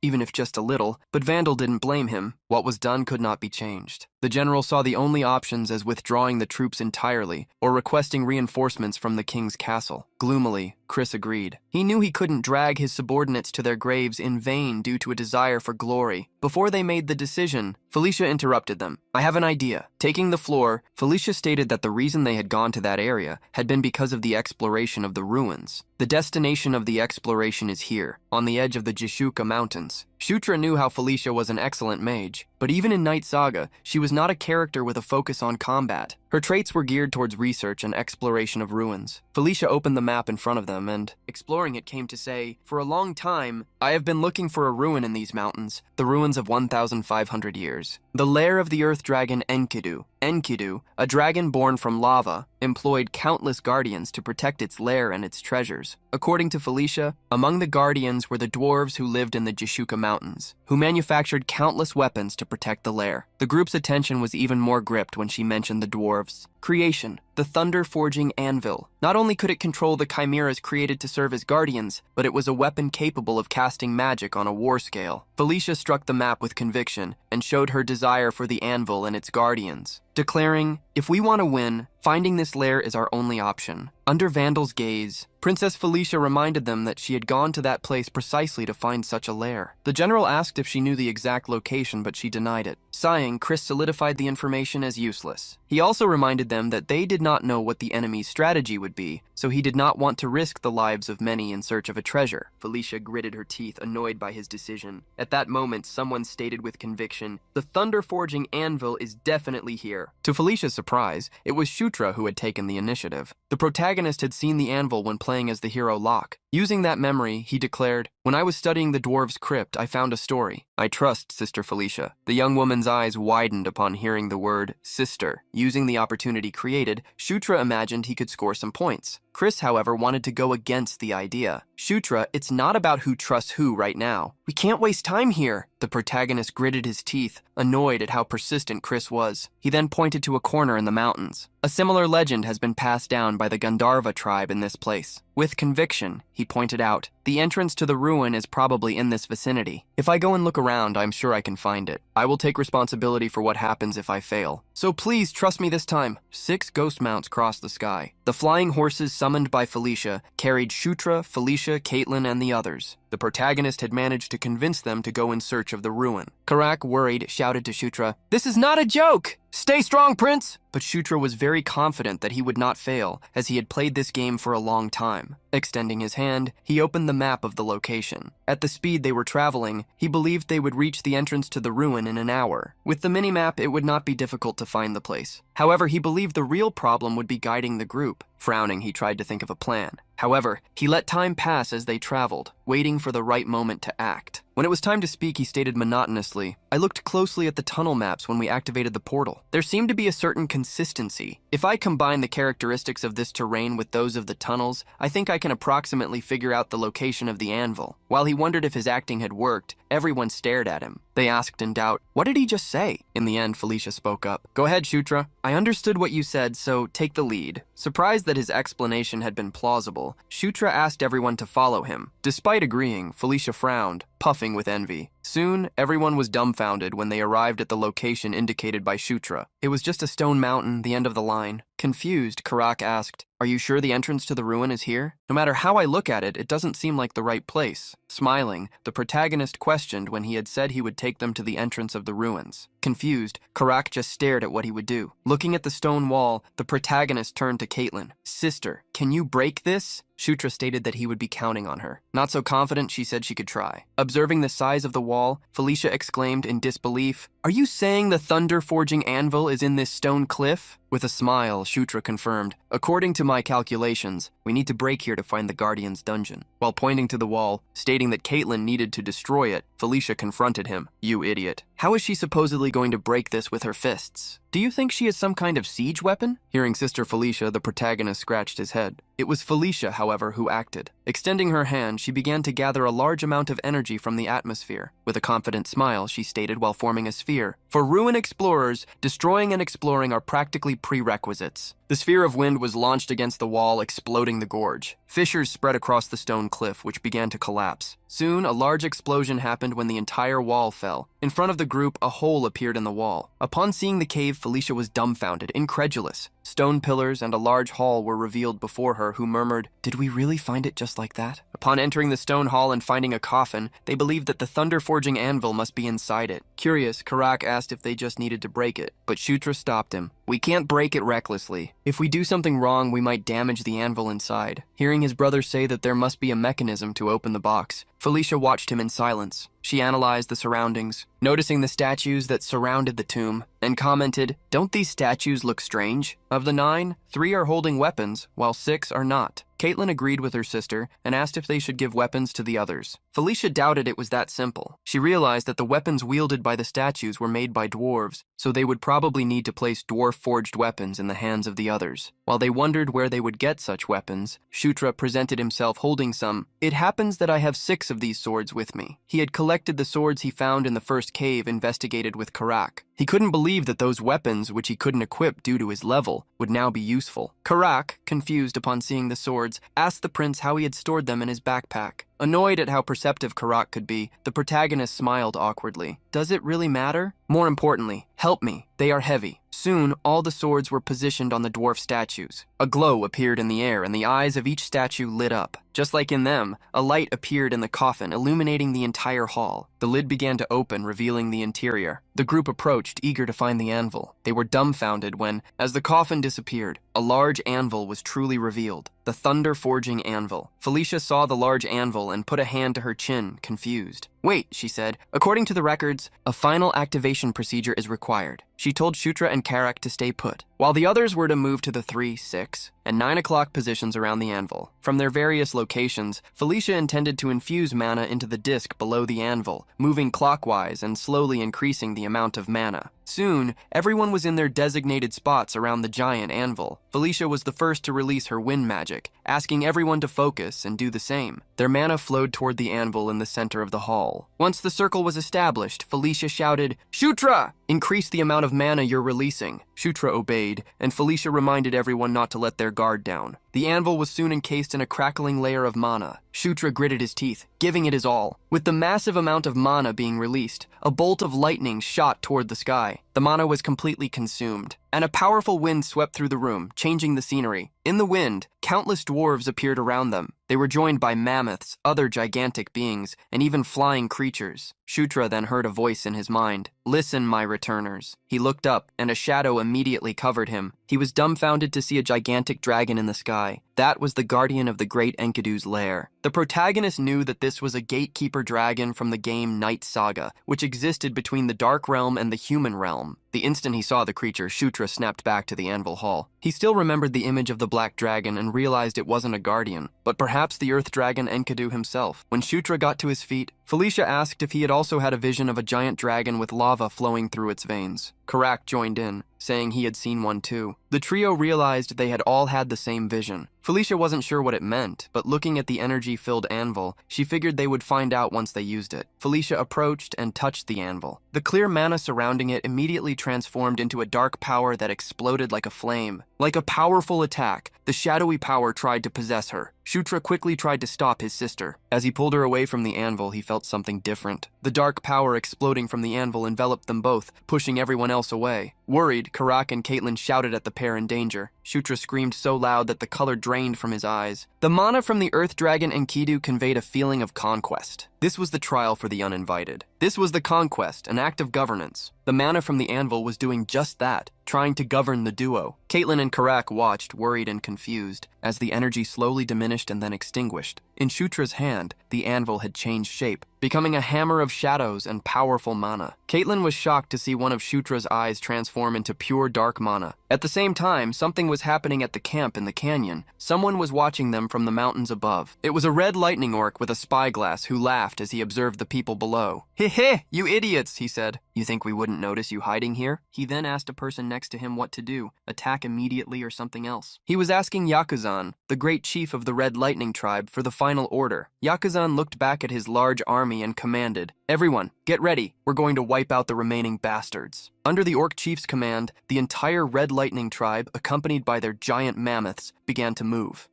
The green orcs were patrolling in the temporary camp they had set up until they were surprised by a glow in the sky. A rain of fireballs was happening, targeting the camp. The fireballs caught the orcs unprepared, exploding among them. The orcs could not avoid the attacks and suffered from the explosions. While they worried about the meteors, red orcs and enraged mammoths emerged, invading the gorge. The red orcs' ambush had begun. Stepping out of a tent, Chris was shocked to see what was happening. He gritted his teeth in worry, as neither Caitlin nor Felicia were there to help. Given this situation, it was extremely likely they would be annihilated. Explosions continued to happen in the gorge, which Yakuzan was observing. He smiled maliciously, scoffing, "Damned fools, you came without knowing the region, and look at you now." Yakuzan ordered the various orc shamans near him, "Finish off everyone else." However, the shamans began to tremble. Their hands didn't want to move. And why? Energy suddenly fell upon the mammoths. Their eyes changed, focusing on a new target. The red orcs present in the ambush noticed a change happening. The mammoths began launching their fireballs against the red orcs, a twist in the battle. Yakuzan and the other orcs above the gorge watched what was happening. Stunned, Yakuzan wondered what was going on and why the mammoths were attacking them. Chris, who was preparing for battle, saw the mammoths change in behavior. Like Yakuzan, he was shocked, not understanding what was happening. However, a thought crossed Chris's mind. Shutra's group really had found the anvil. Just as he thought, Shutra was now holding a magical hammer of dark energy. Seeing the energy hammer constantly deforming, he wondered what exactly it was. Someone approached Shutra, answering, "That is the thunder hammer, equivalent to the anvil. It seems Enkidu has chosen you." Being carried by the assistant, Felicia explained to Shutra. The protagonist was confused, and while he didn't know what to do, Felicia instructed him, "Use it! What are you waiting for?" The protagonist held the hammer firmly. Enkidu's mana had already taught him how to use it. The moment Shutra felt himself in a lifeless sphere, he learned that he should conquer, subdue, and force obedience. Domination was necessary. This was the method to use the anvil that created thunder. Raising the hammer above his head, Shutra imagined what he wanted to do. Let's start by dominating the swamp mammoths. As soon as Shutra hammered the great anvil, a pillar of energy shot up into the sky. This same energy reached the mammoths, beginning to control them. The mammoths began to focus focused their cannon attacks against the red orcs, destroying the great army that had been assembled to ambush the group led by Chris. Screams of despair spread. The red orcs didn't know why they were being attacked. Amidst the swamp mammoths' attacks, the red orcs realized that another front had emerged to attack them. Bandal had charged into the enemy army like a runaway train, crushing every single enemy with his heavy fists. Bandal observed how the mammoths were attacking the Scarlet Lightning tribe and figured that the prince and princess had succeeded. Bandal commanded the green orcs and raised his voice. "Now is the time. Eliminate everyone. Don't let anyone escape." The green orcs charged into the fight, taking advantage of the Scarlet Lightning tribe's broken spirit. Their attacks became increasingly forceful. On top of the gorge, Yakuzan watched his army begin to lose. He hastily asked a shaman, "What is happening? Why are the mammoths acting like this?" However, the orc shamans had no answer. They only knew that a large amount of mana was controlling everything. According to the shaman, the best thing would be to retreat and wait for another chance. But that possibility was not something Yakuzan wanted to accept. While he was thinking about what to do, an explosion happened near him. Chris, like a comet, had fallen onto the gorge to attack the Scarlet Tribe's rear lines. With a fierce look, he stated, "It looks like this is the end for you. If you surrender, I'll make sure you don't suffer as much." Yakuzan was shocked to see the Beastman. Furiously, he raised his axe, trying to use his large body to pressure Chris. "I'll finish you off right now." Chris's eyes gleamed as he faced the enemy. With the art of the Beast King's fist, Chris charged, using his claws to pierce through and eliminate Yakuzan with a single blow. Seeing the army's leader fall before Chris, the Scarlet Lightning tribe shamans were terrified. As soon as the chief was eliminated, they tried to flee. Waving his hand to clean it, Chris looked around, realizing they only had a few remaining flies to deal with. Chris acknowledged that, if not for Felicia and Shutra, they would have been in serious trouble. He looked up at the sky, hoping nothing bad happened to them either. The battle was being watched on a holographic screen. Karak seemed shocked to see the current scenario, where the mammoths were helping. Gasping from exhaustion, Felicia confirmed what Karak still didn't know. Thanks to the anvil, it was possible to control all the treasure guardians. Felicia was ready to change the subject and talk about what they could do with the anvil's power when her words became more spaced out and weak. She staggered. Felicia's assistant quickly held her, worried about the princess's condition. Felicia gritted her teeth, asking them not to worry about her, as she only needed some rest. Since everything had been finalized, they thought about organizing everything to leave. However, upon looking around, they discovered something unexpected. Shutra had disappeared. In a forest area, Shutra continued to evolve. He looked at his character information, seeing how much he had improved, and thanked Enkidu's relic. Among the notifications, Shutra discovered that his conquest level had also increased. This last notification caught his attention, and in the character information, he discovered a skill with a crown symbol, conquest, which was now at level 2. Under that skill, another one had also evolved, the King's Banner skill. Discovering that both skills had leveled up excited Shutra. Although he didn't fully understand what it meant, he knew it was a good thing. Also discovering that he had obtained a skill called King's Knights, Shutra wondered what it did. This was a skill that sounded like some kind of summon. While Shutra was observing his information, he heard someone call his name. Looking around, Shutra met Caitlin. The protagonist scratched his head, approaching his sister as he apologized. "Oh, I left without saying anything." Before he could apologize, Shutra was hit with a big knuckle chop. Caitlin strongly scolded him. "What were you thinking? Disappearing without saying anything, Shutra?" Still, because he was safe, Caitlin let the matter go and asked him to hurry back, as they would have to camp in the forest for the night. His sister's comment confused Shutra, as he thought they would return straight to the base. Caitlin, however, revealed to the protagonist that there had been a problem. While Shutra remained confused, Caitlin explained, Felicia lost consciousness. Currently, Felicia was passed out, lying on the hard ground with a look of suffering. Caitlin revealed that she believed, due to everything that had happened, Felicia was still very exhausted. Felicia's assistants were trying to use healing magic to wake her up. Caitlin recounted that after collapsing, Felicia had said she would be fine after resting, but they didn't know exactly when she would wake up. Caitlin was worried because without Felicia, they couldn't even summon the phantom steeds. Therefore, they needed to continue monitoring her condition. The protagonist nodded to everything Caitlin said and internally wondered if Felicia would be all right. The night lingered in the forest outside. Inside the temple, Karak was sleeping like a rock, as were the others, while Shutra leaned against a pillar, wide awake and thoughtful. Shutra wondered if his stamina had been recovered after leveling up. Strangely, he didn't feel tired at all. While Shutra was considering whether he should stay awake until the next morning, he noticed something. He looked around and remembered the ruins they were in, as well as the hidden weapons and treasures that should be nearby. There should also be traps and guardians, but since he had the hammer, Shutra felt confident in looking for them. Eyes on the hammer, he wondered what would happen if he used the governor's power in the ruins. The anvil's power only worked outside, but inside the ruin, it manifested absolute power. In other words, he had already obtained an entrance pass to anywhere in the ruins. Karak continued to sleep peacefully when Shutra began to move. However, someone started waking Karak up. It was Shutra himself, asking the orc to accompany him. The duo walked through the ruins, lit by torches on the walls. Karak was worried about walking around as something bad could happen, but Shutra reminded him, "I'm the governor of this place. What are you worried about?" As they opened some doors, Shutra asked Karak to think about how many weapons must exist in that ruin. As soon as they reached a new room, Karak was speechless. He spotted a huge winged monster sleeping as a guardian in that location. Shutra was able to identify the monster just by seeing it, a griffin-shaped golem. Karak could only think of it as an extremely powerful monster. Hearing the young man say that if they had walked around carelessly, they could have been attacked, Karak became worried. Karak preferred not to fight that monster, and with him in the lead, the duo tried to avoid the griffin golem. Soon they entered a new room and immediately found enormous quantities of treasure. Gold chests, armor, weapons, and all kinds of jewelry. Karak picked up a giant armor, impressed by it. Shutra wasn't as excited, but praised it to make Karak happy. By using a special energy in his eyes, however, Shutra was able to see a small layer of mana on that armor, which turned it into magical armor. Shutra offered the armor to Karak, who gasped, "Can I really keep it?" The protagonist agreed, as it was too big for anyone but the orc to wear it. Karak hugged the armor as if it were something precious to him. Shutra walked toward a table, finding some golden coins. Picking them up and seeing a dragon emblem, Shutra recognized them as ancient coins. These were items that would be best kept in the inventory first. While gathering the coins, Shutra told Karak to put everything of value away for now. Shutra then noticed the presence of a chest that emanated gold. Curious, he approached and opened it. At the same moment, Shutra felt an evil energy coming from a corner of the room. An extremely malicious energy was exhaled from a stone door that had just opened. However, that hidden space caught Shutra's attention. The protagonist's eyes shone, as he definitely felt there was something valuable there. The protagonist proceeded to the new secret chamber, discovering a flame that had appeared in the center of the room. At that moment, a dark voice arose in Shutra's ears. "Yo!" Amidst the flames, a form seemed to emerge. Shutra recognized the mana exuding from that body. Even though it was the first time he had seen it, its name surfaced in his mind. He murmured, "Enkidu." Those were Enkidu's gauntlets. Earthquake. As Shutra observed the gauntlets, it spoke to him, "Oh, valiant knight of conquest." Slowly, Shutra approached the gauntlets that called out to him. The protagonist reached out to touch them but was repelled. Several notifications popped up before him. Your level is insufficient. Your mana is insufficient. Your mental form is insufficient. Your strength is insufficient. Surprised that he couldn't hold the gauntlet yet, Shutra didn't know what to do. Enkidu's gauntlet suddenly began to shine, and a voice emerged. "Permission granted." A new notification appeared. "Earthquake has recognized you as its master." The gauntlet, with the face of a dragon, continued to shine, undergoing modifications. The notification confirmed, "The user of Earthquake has been changed to Shutra." The protagonist's hand began to glow, and as the glow disappeared, the gauntlet formed around his fist. The brightness forced him to close his eyes, and when he opened them again, he saw the gauntlet on his fist. He was surprised. It really recognized me as its master? Shutra's strength, mana, and stamina points each increased by 10 points. The protagonist was impressed, as this was a large amount of stats obtained just by equipping the item. Shutra already imagined what would happen if his level increased further, as the equipment bonuses adapted to low levels. The thought of the gauntlet becoming even more powerful excited him. Looking at the information for Enkidu's gauntlets, Shutra discovered that the item was even better than he expected. Karak joined Shutra in the secret chamber and, surprised, asked what he was doing. Shutra was startled by Karak's appearance and turned around hastily. "How long have you been here?" Karak revealed that he had seen everything that happened with the gauntlet that appeared out of nowhere. The protagonist, after hiding the gauntlet, scratched the back of his neck, a little awkward. He didn't want something like the inventory to be exposed to others. Karak, however, knew that important things could cause problems if they were known to everyone. Smiling, he beat his chest and swore, "Don't worry, I won't say anything and will take this secret to my grave." While Shutra was touched by Karak, The rock-headed orc looked around, asking if they should head back now that they had taken everything they needed. Seeing how the stubborn orc wanted to leave, Shutra smiled, acknowledging his loyalty. As they returned, they passed through several corridors with small piles of gold coins. Something caught Shutra's attention, and he told Karak to stop and wait a minute. Shutra pointed for Karak to look in the same direction. A glow emerged amidst the gold, and with a smile, Shutra stated that it was exactly what they needed. Sometime later, a potion was poured into Felicia's mouth. The elf's body shone intensely. Felicia slowly began to wake up, opening her eyes. Shutra was holding his sister in his lap, the potion in his other hand. "Felicia, you're awake?" Felicia didn't understand why she was seeing Shutra. Caitlin quickly approached, extremely relieved. Felicia still didn't comprehend what was happening. Wiping away a tear, Caitlin revealed, "Shutra brought a mana recovery potion." Confused, Felicia asked where he had gotten such a potion. The protagonist pointed to the surroundings, reminding her, "Did you forget where we are?" Felicia, stunned, remembered, "We're in the ruins." With a confident smile, Shutra boasted, "And don't forget that I'm the governor of these ruins." Shutra asked Felicia not to worry and to rest, because as soon as she woke up again, her mana would be completely restored. Despite Shutra's words, Felicia's gaze was dark. Muttering, she thanked him. With rosy cheeks and looking away while twirling her hair around her finger, Felicia mumbled, "I said thank you." Sometime later, the sun began to rise behind the mountains, illuminating even part of the gorge where Chris's group was located. Bandal was the first to notice and shouted excitedly, "They're finally back! I knew the prince and princess would succeed from the start. Good job, everyone!" Bandal greeted the group that had just returned. Clearing his throat, Chris approached. He continued to clear his throat as he searched for the right words. Blushing, as it was his first time, Chris complimented, "That was an impressive job, Felicia." Felicia, however, just looked away.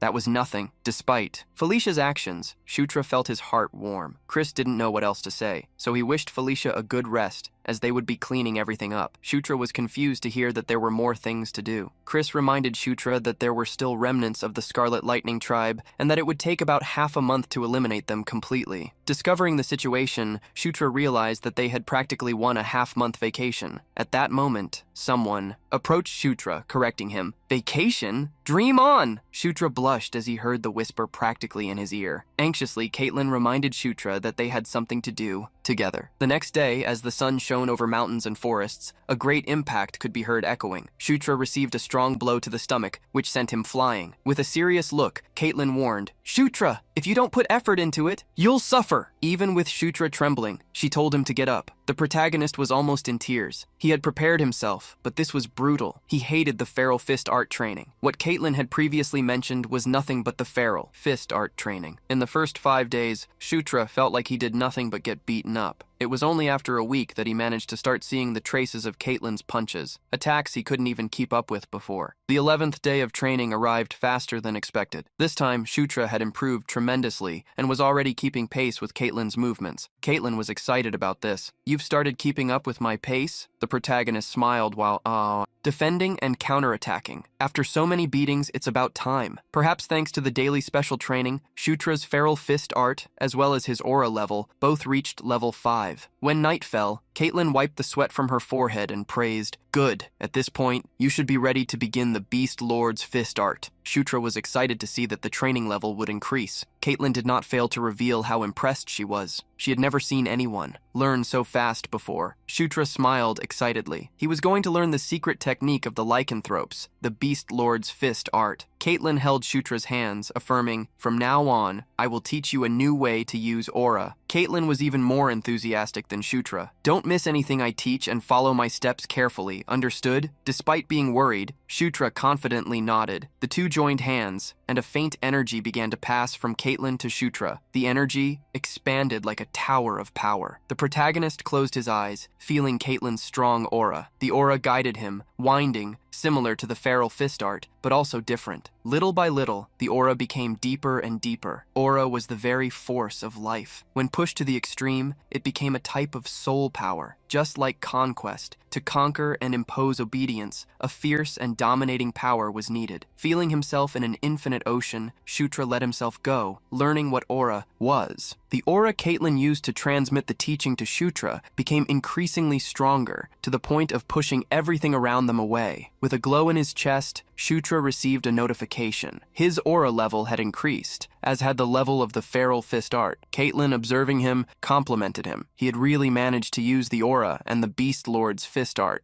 The protagonist looked at his own hand, at the aura that enveloped it, as well as at Earthquake, which remained, invisible. Then Shutra clenched his fist hard. With a simple movement, the leaves around him flew due to the impact of the blow. Shutra had also evolved to level 14, which boosted his confidence. As he declared that this was where his journey began, someone with a red body watched him from behind a tree. None other than Bandal, who looked quite satisfied. The next morning, a meeting was taking place at the camp. Shutra sat at the table, eating a good breakfast with Caitlin. He wanted to go, ask his sister something about Felicia. He wanted to know why things between Felicia and Chris were strange. Caitlin was surprised by the question. Felicia would be a key ally for Shutra, as would Chris. However, if the relationship between the two was problematic, that could be an issue. Caitlin didn't know exactly how to answer, as it wasn't like an incident had occurred between them. This made Shutra even more curious, but even Caitlin wasn't sure. Perhaps it's something between Chris and Sylvan. Shutra was surprised to hear Sylvan's name mentioned. Caitlin, crossing her arms, also reminded Shutra not to utter Sylvan's name lightly, just because he wasn't present. After apologizing, Shutra remembered who Sylvan Doomblade was, Felicia's twin brother. He was an extremely problematic opponent when played with Zephyr. Just as he was about to ask what the problem was between Chris and Sylvan, Chris walked into the tent. "Oh, you two are here." As soon as Chris entered, the atmosphere became awkward. Shutra and Caitlin, who were talking earlier, greeted their brother in a somewhat subdued manner. Chris didn't notice anything, and excited, asked them both to pack their things. The matter was resolved faster than expected, so we will be leaving this afternoon. Curious, Shutra asked where they were going. Chris couldn't believe the question, and reminded him that they needed to report the entire mission. Outside the tent, before setting off on their journey, Bandal greeted Shutra. "You all worked hard during this mission, princes and princesses." Addressing Shutra, Bandal affirmed that he hoped they would meet again in the future. Shutra returned the greeting. "I'll be looking forward to that too, Bandal." Leading the group, Chris asked if they should leave now. They could only have one destination. "Let's go! To the Dark King's castle." A castle with gigantic towers rose amidst the shadows. The crimson sky brought a slight sense of terror to the place. In the castle's great hall, before the red carpet, there was a single throne. Wearing immense armor, the being remained in the shadows. The journey to return to the castle was quite simple. First, the group would move to the long-distance teleportation circle, and then use transfer magic to return directly to the castle. The estimated time to reach the teleportation circle was 3 days. Halfway there, they needed to set up camp for the night, as they did not stop at inns. Sitting in front of the campfire, Shutra was thinking about the king's castle. Since they would arrive at the location the next day, he was starting to get a little nervous. The protagonist used a stick to write on the ground the names of the 3 factions the castle was divided into. The second prince, Zephyr Ragnaros, the king's second son, and his worst enemy. The first prince, Baikal Ragnaros. And finally, Anastasia Nekrion, the 4th princess. In the fight for the throne, the order of birth meant nothing. The one who accumulated the most achievements and demonstrated superior abilities always came out on top. Among the 3, Baikal and Zephyr were full blood brothers, and their abilities were extremely similar. They had inherited the blood from their mother's side, the Draconic clan, and both possessed immense power as a result. Still, if one of them were chosen as heir, the elder son Baikal, who was naturally moderate, would probably be the better choice. Shutra did not want to make a choice now, as he knew that, on a certain day, everything would change. The protagonist was preparing for that day in the best possible way. First, he intended to increase his level until he could unleash the full potential of the Earthquake Gauntlet and thus maximize the use of the new strength he had obtained. Having plenty of time, Shutra decided to check the King's Knights skill. An order of knights had been created in his name. Shutra originally thought that this skill was some kind of summoning, but it seemed to be more of a recruitment system. Reading the skill information, Shutra was surprised. There were bonuses, knight training, and even summons. The skill was extremely comprehensive. While Shutra was smiling frighteningly with happiness, Karak approached. "So you were here." The orc scolded Shutra for still being awake. "Why are you still standing instead of sleeping, Prince? If you want to leave early tomorrow, you need to rest." Karak rushed Shutra to go to bed, but the protagonist was too excited, finding the orc's appearance at that moment perfect. With an excited look, he asked, "Do you want to try a new experiment with me?" Karak felt a shiver upon hearing the question and wanted to know what it was about. Under the bright full moon, Shutra decided to test the new skill. He drew a sword and placed it on the shoulder of Karak, who was kneeling. "Mighty orc warrior, I name you as my knight." A glow descended upon Karak, activating the skill. The orc felt something different in his body. Somehow he realized that his loyalty level to Shutra had increased. Now, becoming the commander of the knights, Karak, at level 24, was marked as a first-rank soldier. The protagonist was extremely excited about the result. He placed his hand on Karak's shoulder, who was still stunned by the strength he felt flowing through his body, and stated, "Karak, don't you want to become the strongest orc in the world?" Shutra's eyes shone with anticipation. Looking to the future, the protagonist could already see. "Just wait. I will make you the most powerful orc emperor in Knight Saga, someone who can even play with dragons." Seeing how much Shutra was dreaming, Karak worriedly asked if he was feeling all right. In the middle of the forest, the next day, the group found a stone tower. Inside the tower was a teleportation center where a magic circle remained active. Chris took control of the situation, asking if they should leave now. The protagonist nodded, excited by the prospect. Shutra stepped onto the magic circle, which glowed as everyone positioned themselves. He felt his body being taken over by a different energy. A tower of light shot up into the sky, like an inverted lightning bolt, taking the group through space. Shutra felt his body moving at a speed he couldn't control. When he could see what was happening again, he had already reached his destination. Falling to his knees, he tried to understand where he was. Caitlin approached Shutra with concern, asking if he was okay. Despite being startled, the protagonist nodded. As soon as they arrived from the journey, someone recognized Felicia and excitedly called out to her. Several other elves surrounded Felicia with enthusiasm. Surrounded by so many elves, Felicia smiled happily, talking to them all. Shutra was surprised. That looked like some kind of idol fan club. Are these Felicia's subordinates? On the other side, several beastmen and werewolves greeted Chris and Caitlin. The protagonist smiled, seeing that no one there would welcome him. On the other hand, some elves were talking to Felicia, whispering while looking at Shutra. They laughed, whatever they were commenting on. Shutra soon understood what was happening and where he was inside the castle. The protagonist sighed as this was not far from his expectations. Shutra turned to Karak and declared animatedly, "From here we're going to start things step by step this time." The Dark King's castle was extremely frequented, yet some areas looked abandoned, full of cobwebs as well as forgotten boxes. This was the place where Shutra would be staying. Barak had just finished unpacking the items from the trip. The orc remembered to tell Shutra that the official events would begin the next day, and until then, they were free to do as they pleased. Despite being called free time, Shutra didn't think it was any different from being left to rot in a forgotten place. While frustration hit him, Shutra heard someone knock on the door of the room he was in. A woman with chin-length hair entered the room, greeting him. "It is an honor to meet you, sir." She also introduced herself, Flora Sevensward from the Dark King's Castle Real Estate Administration Office. "Curious," Shutra asked in a monotonous voice. "What brings someone of such an important position to come to such a dilapidated place as this?" Flora was direct, revealing that Shutra's public merits had increased, and he was now eligible to choose a new residence. Shutra was surprised, as this was exciting news. Sometime later, Shutra met Isabella, a woman with her hair in a bun and a pair of glasses, an employee of the Public Merit Office. Upon arriving at the location, Shutra asked if he could really choose a new place to stay. Isabella nodded and, with a wave of her hand, opened various information displays. She revealed that due to his latest achievements, Shutra had reached level 5 in merits, with 15,000 points accumulated. Thanks to this, he could now access more facilities within the king's castle, in addition to receiving a higher monthly salary, from 5 to 500 gold coins. Isabella congratulated Shutra, as he was the first prince to achieve so many merits in his first mission. Not interested in these formalities, Shutra asked her to directly show the available residences. As soon as Barak arrived at the residence Shutra chose, his jaw dropped. Standing before a grand mansion, he couldn't believe it. "Is this really your new residence?" A woman was already waiting for Shutra, although he had arrived earlier than she expected. Flora Sevensward this time was there specifically to start serving as butler and headmaid. Barak was confused and whispered to Shutra, "Didn't she say earlier that she was from the real estate agency or something?" Shutra revealed to the orc that he had hired Flora using merit points. Merit was like a currency earned for achievements, although Barak didn't need to understand the details. The next day, at the Dark King's castle, the first appointments were about to happen. Wearing a suit, Barak was a little uncomfortable. He kept feeling the urge to go to the bathroom and worried that he was too anxious. Shutra, in a white suit, just told him to hurry up, as he was also getting nervous. As soon as he entered the room, a young woman complimented the duo. "Wow, you two look amazing." Shutra was surprised to see Caitlin in a large ball gown, accompanied by Felicia in a small white dress, who answered on Shutra's behalf. "Who do you think chose their outfits?" Felicia observed her brother, letting out a compliment. "Well, I guess all the effort was worth it." Caitlin also complimented him. and he, blushing, returned the compliment to the two girls. The unexpected compliment made them smile, and as usual, Felicia looked away. Humph, of course we are. Chris, wearing a leather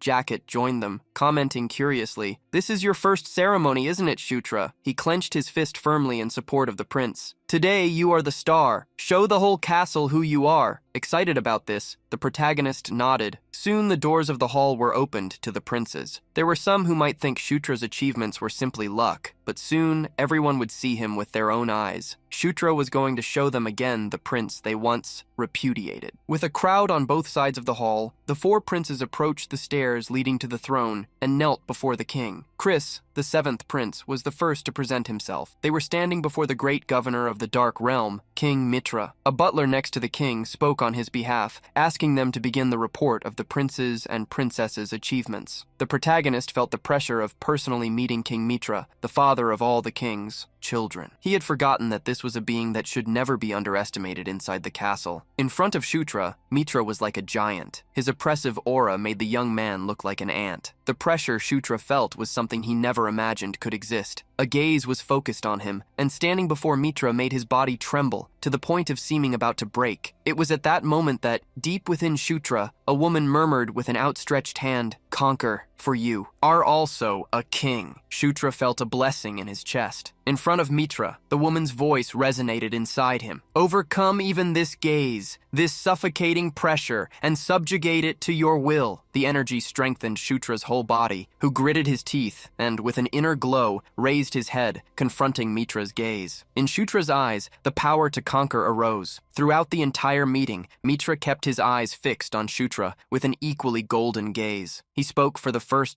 time, calling directly for Shutra, something that shocked everyone else. From Felicia to Caitlin and Chris, everyone looked at Shutra stunned. Curious, the protagonist kept his gaze on Mitra, who declared a single sentence, simple but full of meaning. "I look forward to seeing your future, conquests." Around the hall, many people were also speechless. From living beings to undead, they asked each other what was happening, as the king had never called any of the princes or princesses by name during an audience before. Everyone wondered why the king would mention the ninth prince, who had never been present before. That was an apparently ordinary declaration addressed to Shutra, but it was also something no one had ever heard from the king, and that made it invaluable. Shutra delivered a fitting response. "I will do everything in my power to live up to your majesty's expectations." Thus, Shutra Ignas concluded his first audience, leaving a powerful impression on everyone who saw him. The next day, Barak's shouts were hastily trying to wake him up. The protagonist woke up reluctantly, asking what had happened. Barak showed him a letter they had received from the public merit office. Confused, the protagonist opened the letter and was surprised by what he read. Curious, Barak asked Shutra to read it aloud. As he read, Shutra was unsure how he should feel. The protagonist revealed that King Mitra, his own father, had given him a mission. Sometime later, in another part of the castle, Chris observed the same letter, telling Caitlin that Shutra was going on a mission to subjugate a Cassius herd, a monster extermination operation. Upon hearing about the mission, Caitlin realized that her brother would be going to the Anger Plains. Curious, Shutra asked if that wasn't the place where the centaurs lived. Caitlin confirmed, revealing that she and Chris had trained in the Anger Plains before. Chris said that the subjugation had become an almost annual event. Despite wanting to go with Shutra, Chris revealed that he already had something scheduled for the same date. On the other hand, Caitlin was excited and confident that Shutra could handle it alone. Still, the siblings warned him, "From now on, people will start paying attention to you. Some will try to get closer, while others will be on alert. You will need to be careful of those around you." Shutra already expected this to happen. Even Zephyr himself had commented that he had never been called by name in an audience. Chris volunteered to help, asking Shutra to call him if he needed anything. Before he left, Chris also asked him to visit Felicia, as his sister had something to deliver. Shutra then went to another region of the castle. The moon on the horizon was still full, but hidden by the crimson mist. The protagonist was ready to travel and had gone to the teleportation hall with Barak. There, he found Felicia in front of two giant lizards. "If you're going to travel through centaur territory, you'll need good pairs of legs." Felicia was handing over the two giant mounts to Shutra and Barak. Approaching the young man, Felicia extended her closed hand to give him something else too. The protagonist was surprised to see the Dark Elf's tears amulet. Shutra couldn't believe she was giving him one of the sacred treasures of the Dark Elves, something that would normally only be obtained by defeating Felicia herself. After handing over the item, Felicia explained, "Dark Elves are a proud race. They never forget the kindness they receive, nor the vengeance they need to execute." Felicia then hugged Shutra tightly and asked, "Take care of yourself and return safely." The protagonist was surprised, even scared. He never thought Felicia would act like this. Before he could reply, Felicia lightly pushed him away and looked off to the side. It was nothing. She herself had realized how strange the gesture was. With Barak and the mounts beside him, Shutra stepped onto the teleportation platform and waved goodbye. "I'm leaving. Stay healthy until we see each other again." Thus, Felicia watched Shutra disappear into the teleport and nodded to his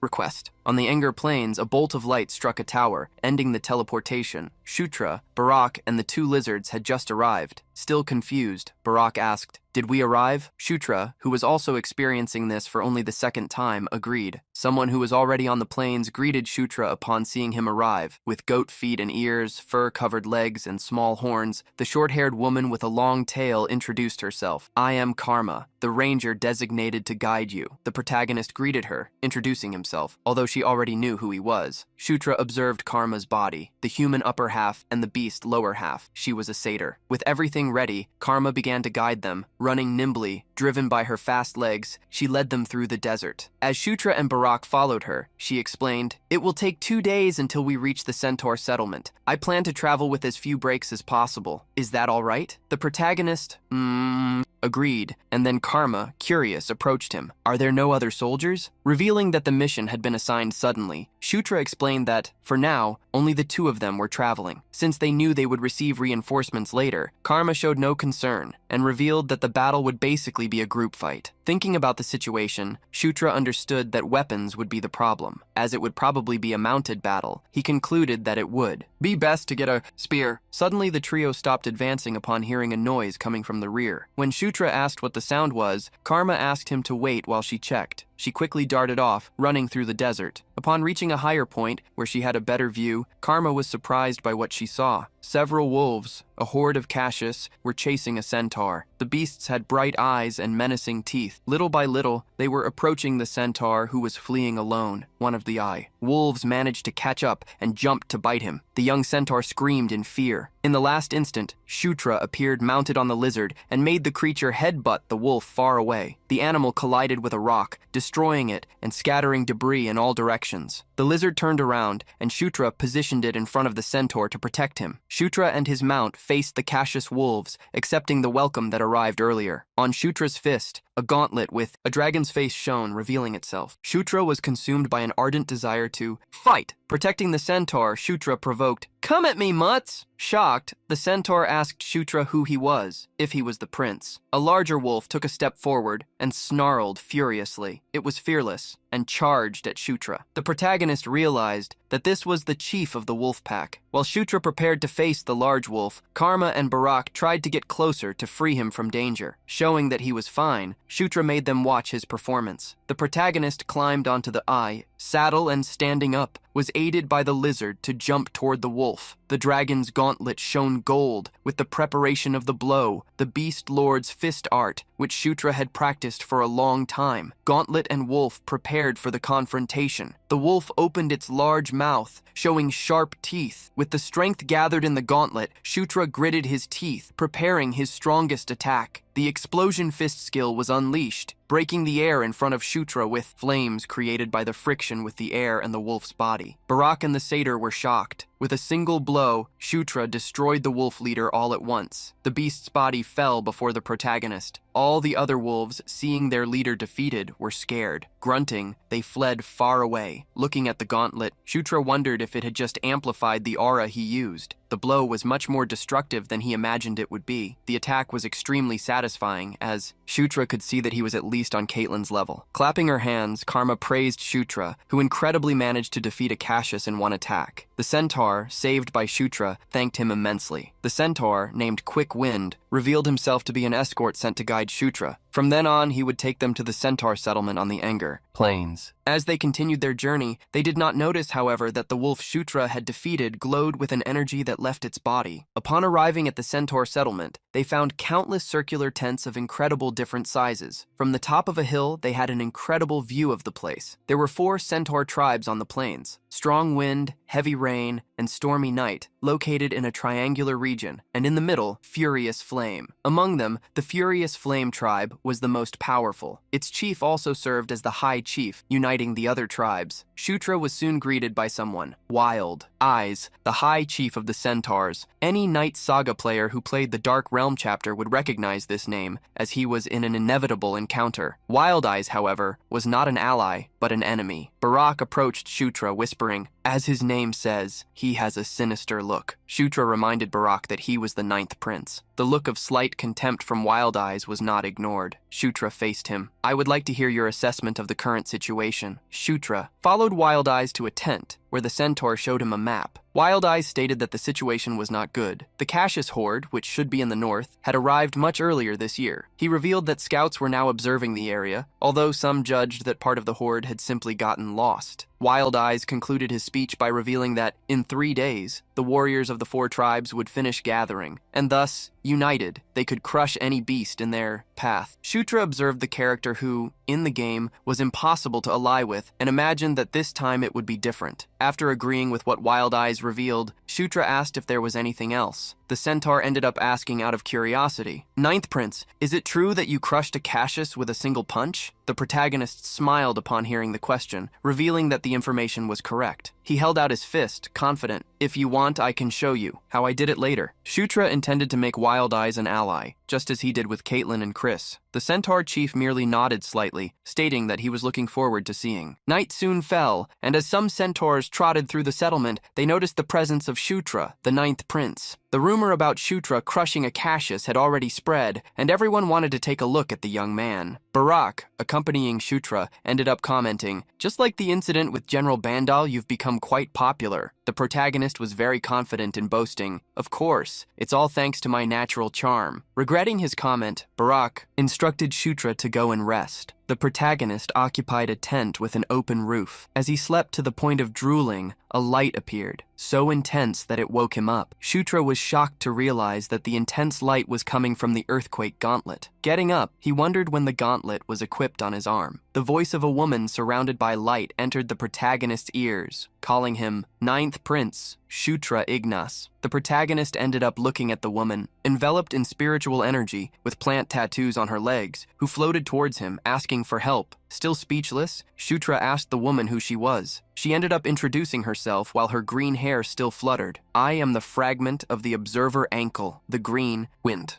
Shutra was speechless when he heard the name Green Wind. This was one of the natural spirits revered by the centaurs and satyrs. In the world history of Night Saga, the reason the Anger Plains remained green and prosperous was the power of the Green Wind. Before the protagonist could realize it, he found himself on the plains, where green grass stretched to the horizon, and the only presence beside him was the Green Wind spirit. In the distance, a temple was visible, which Green Wind introduced as her home. This was where the fragment of her creator, the observer ankle, resided. Green flames and lights could be seen on the temple, from the exterior to the interior. Shutra observed the temple and what Green Wind revealed, and he paused for a moment. He remembered that the observer ankle was one of the 6 ancient dragons, and he gasped at the information. Ancient dragons were divine beings that players could never encounter in Night Saga. Shutra had only recently received the Earthquake Gauntlet from Enkidu, and now he was having an encounter with the Observer Ankle. The protagonist did not believe this was just a coincidence. Green Wind was urgent. "Prince, we don't have time. The monsters from the north are approaching my home. Their goal is to steal the vegetation of the Anger Plains. They will destroy my home and devour my spirit." To Green Wind, only Shutra could protect that place, which left the young man quite confused as to why, since his level wasn't even high yet. Green Wind reminded Shutra, "You already possess the power of Enkidu, don't you?" Stretching out her hand to Shutra and releasing the power of nature, she reassured him. "Don't worry, Ankle's fragment will grant you a much stronger power. First, show this token to my offspring." Shutra woke up from the vision he had, returning to the tent as Green Wind disappeared. Looking at his own hand, Shutra observed a mysterious power. The energy was exhaled from a small piece of wood. When Shutra went to another tent and told what had happened, Wild Eyes was shocked. Green Wind is in danger? The protagonist revealed more. There is a small temple to the north. If what Green Wind said is true, the Cassius will attack it soon. There is no time. We must gather the troops and move immediately. Clearing his throat, Wild Eyes refused to march based on a single story. To convince him, Shutra showed the piece of wood with the forest energy. That was the divine relic of the Green Wind. With a serious look, Wild Eyes believed Shutra and asked the young man what he should do. The next day, as the sun rose, several centaurs began to march. They carried spears and bows ready for battle. Amidst the centaurs, Shutra rode his lizard. Using a map, the protagonist quickly managed to find the small temple. The temple of the Green Wind was surrounded by a mysterious energy, the same one Shutra had seen in his vision. The temple was so deep in the forest that, if not for the system map, it could not be found. As they approached, a centaur drew the chief's attention, not to the temple, but to something else. On the horizon, a horde of monsters had appeared. The Cassius managed to find where the Temple of the Green Wind was much faster than Shutra expected. Shutra could see that something was definitely going on, but he wasn't yet aware of what it was. Seeing that the monsters were in a greater quantity than expected, Wild Eyes asked Shutra if he had a plan. The protagonist remembered that Green Wind had told him to obtain the power of Ankle's fragment. Therefore, that item must be inside the temple. Thus, Shutra announced that he would go ahead and ask the centaur chief to keep the enemy away. Moving forward, Shutra called Karak and Karma to accompany him. On the other side, Wild Eyes raised his sword and shouted, "Do not let any of them approach the temple." With great courage, he commanded, "Prepare for battle!" Under the command of Wild Eyes, the centaurs and satyrs advanced bravely. A squad of archers had positioned themselves and drawn their bows for the attack. A rain of arrows fell upon the Cassius wolves. The squad, armed with swords and spears, charged with a thirsty look. They brandished their weapons, finishing off the wolves wherever they passed. Shutra and his group managed to use the confusion to bypass the situation and head towards the temple. Midway, Karak drew an axe, knowing that the prince only needed to reach the temple. Karak moved in front of Shutra to attack and clear his path. The great warrior orc spun his body, preparing to attack the wolves in the way. Karak's attacks proved powerful, and with every swing of the axe, a wolf was struck down. Karma did not stand still, and drawing a small dagger, she also cleared the path, defeating some Cassius. The protagonist praised the duo's work, and while they defeated the wolves, continued to advance with their help. When